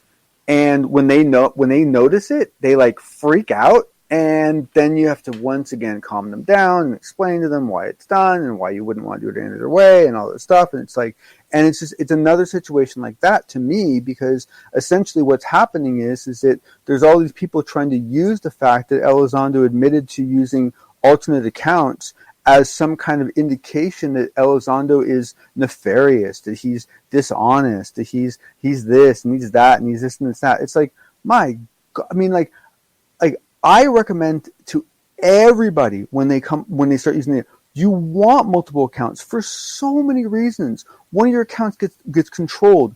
You're concerned about how you're being treated. Go in with a different handle and a different profile and see if you get treated differently. It's a really good social engineering test to see what kind of ethics are going on in that group. There's so many benefits to it. There's legal reasons to do it. There's true actual counterintelligence operations that can occur that actually gain actionable legal information that can be done. There's all sorts of reasons to do it. In a lot of cases, it's just because people just want to be able to have an official account and an account where they can just goof off with, right? But unfortunately, because of the fact that there are people that don't realize how many people do this, when they hear Elizondo say that he does it, or he did it, or he used one for one case, they blow it up and they make a big deal out of it, and I think it's really unfortunate. Rather be squidding from the Unidentified Celebrity Review tweeted out, it's disappointing that everyone's hero on one side is actively using sock puppet accounts and stoking division. Well, I don't think it is stoking division. All right? I know many people, especially famous people, who cannot say what they want on social media. And I don't have a problem with this. I really don't. Now, I will profess this. I've never had a SOC account. I have 2 Twitter accounts, okay, which is at Spaced Out Radio and at Dave Scott SOR, which is my personal one. I don't have enough time to have that other account. I really don't. I've thought about it because there's a lot of things that I would like to do or say that may not be in the best interest of Spaced Out Radio. Now, when I say that, let me clarify, okay, because there's a lot of stuff that's been happening politically in Canada that I would like to vent, but you have a right to, but I've chosen not to because I'm the type of guy who will get accounts. I'm confusing that way, where I will say one thing politically, and the next thing you know, I accidentally put it out on an SOR account, and I'm like, oh, kicking my butt about it later, because I'm silly that way. I'm not in control that way, so it doesn't work for me, right? So I just bite my tongue. I'm one of the bite my tongue type of citizens out there. But you know what? Hey, Elizondo has every right to have a sock puppet account. Almost everybody on UFO Twitter has sock puppet accounts. They do. So yeah, and the thing I really think we have to be careful, like how we cage these. I think even the term sock puppet, they're just alternate accounts. That's all they are. They're just alternate accounts. You could make any one of those accounts your primary account, right? That's all they are. They're just alternate accounts. It's like, I don't understand all just the negative connotations to it. Like, it's weird. I don't get it. Well, I mean, I think for a lot of people that they say, okay, like if you take what Rather Be Squidding is saying, which I don't know if that's his real name or not. Okay. I look at, he says later on in the thread, I only have one Twitter account, and that's this one for his name. Okay, that's fine and dandy. That's who you are. I think the thing is, though, is when you look at a number of accounts out there where you get people with 10, 15 different accounts that are using it for nefarious reasons, it's easy to sit there and say, because of Elizondo's stature, John, that, oh, he's not doing this for the benefit of the UFO community. Yeah. He is using this to divide. Whereas, you know what? Famous people all the time. I'll give you an example. And I'm sorry, John, I'm going on a little bit of a roll with this one. No, okay? It's all good. No, our chat room right now on YouTube that I am following, I'm pretty sure, and I'm going to read some of the names out here, I'm pretty sure that Space Cow's name is not really Space Cow. Or FAP's name is not FAP. Or, let me see another one here. Al Menial Scientist. I don't think that's his real name. I'm pretty sure the Unknown is not the Unknown's real name. Black Dragon, a great veteran of the U.S. Marines, I don't think his name is Black Dragon. Ye, I don't think Ye's real name is Ye. Right? And I could go on. And not World Bigfoot Radio, okay, that's Super Duke Sullivan. Okay, but that World Bigfoot Radio is not his name. Right? Nikki, Angels Are Life. That's not her real name. Nikki is. And I use these examples as we don't know, John, we don't know if somebody in our chat room is famous. Right? We don't know. Right? And the reason why I say that is when you are of a fame and stature, a lot of these people want to be able to blend in with the conversation on a regular level and not using their real name on a star level. You don't even have to be a real, general celebrity in a global view. You can just be a significant figure on social media and want to be able to occasionally behave like a normal person, right? I mean, how is that not a reasonable thing to ask, Right. I mean, look, I have often said to our audience, we got about 4 minutes to go here. We may end up skipping the news because I'm kind of passionate about this. Okay. I have often said to my audience on our after-hours show that we do after the radio side is done, I've often said, I wonder if there are any famous people listening to our show that are in our chat room, that they love these topics, but they don't want to come in under their real name because that stuff with the media spreads like wildfire. Spreads like wild. Like, look, there's a lot of celebrities who have seen UFOs or ghosts, whether they're athletes or actors or musicians or writers or whomever. How do we know that they haven't been in our chat room? Just hanging out with everybody else. And even besides that, we all have these primary accounts that are essentially these accounts that we have to kind of manage from a image point of view, not in any kind of significant way, but just in a mindful way that you don't want to like be posting things that are going to get you in trouble or so forth, right? But we all have little fringe like passions, right? It might be a political issue. It might be a save the white snow owl. I don't know what it is, right? It might be something, right? Mm-hmm. And you should be able to go on to and with that persona and argue those points and talk about how you feel without it having it damage your real world, right? I mean, like that's not deceitful. Now, if I mean, there are ways you can do it where it would be, but it doesn't have to be. No, I agree with you. I have zero problem with Elizondo doing that because sometimes people just want to have a normal and participate in a normal conversation. And it doesn't mean that it's always nefarious, that it's always one-sided. Maybe Elizondo's talking to other experiencers just to hear what they have to say or what they've gone through. I mean, there's a lot of scenarios rather than trolling who he doesn't like or trolling other people that don't agree with him. I don't think that would be it at all. He probably just wants to have a position on social media, much like many other famous people out there. He just happens to be the most famous in our community that just wants to be able to see what's happening on social media from a different level. And, of course, somebody like him is going to be trounced for it. And I don't think it's necessary because the majority of the trolls out there who are ripping him a new one, they all have multiple profiles.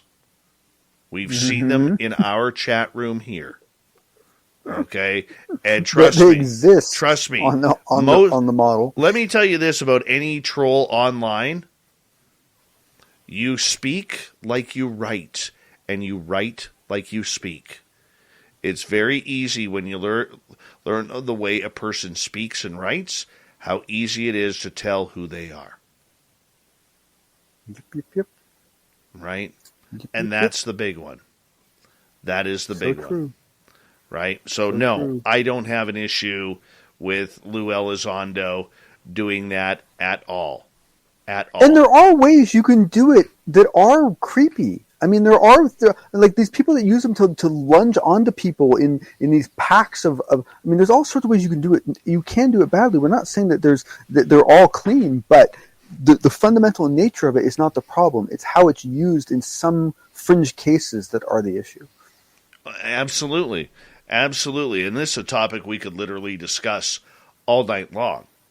All night long. Yes. Yeah. It is a deeply fundamental internet issue. And I can tell you, as I mentioned before, I do internet standards, and we've talked about this at the internet standards level, and it's a huge problem. Yeah. I mean, if you're like Grandpa Holland in the chat room, I started life as a school teacher, and I totally agree about identifying people. I mean, a teacher is another example.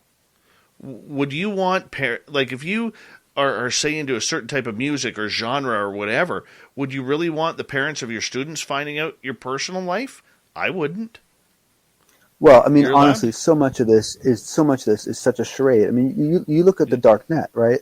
I mean, that was all based on code that was done by the Naval Offshore Research. We got 5 seconds, dude. And it's a honeypot. You got that right. Hey, I want to say a big thank you to Fedora John tonight for a great fantastic unbiased UFO report. Thank you to Swamp Dweller for coming on in with another spooky story from the swamp. And Ross Allison, Chad Goodwin, talking about Parasense. We got Mr. Ron Bumblefoot Thal rocking in the background with Little Brother is Watching. Bumblefoot is the official music of Spaced Out Radio, rocking us in and out of every single show. Get your horns up for the guitar god himself. Special thanks to everybody listening in at home, at work, in your cars, wherever you may be. Thank you to everyone in our chat rooms tonight.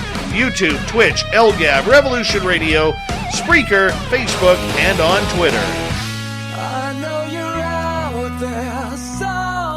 Remember, this show is copyright by Spaced Out Radio and SOR Media Ventures Limited. Thank you so much for choosing to share your evening with us, because together, my friends, we own the night. Mr. Bumblefoot, we need a favor. We need you to take us home.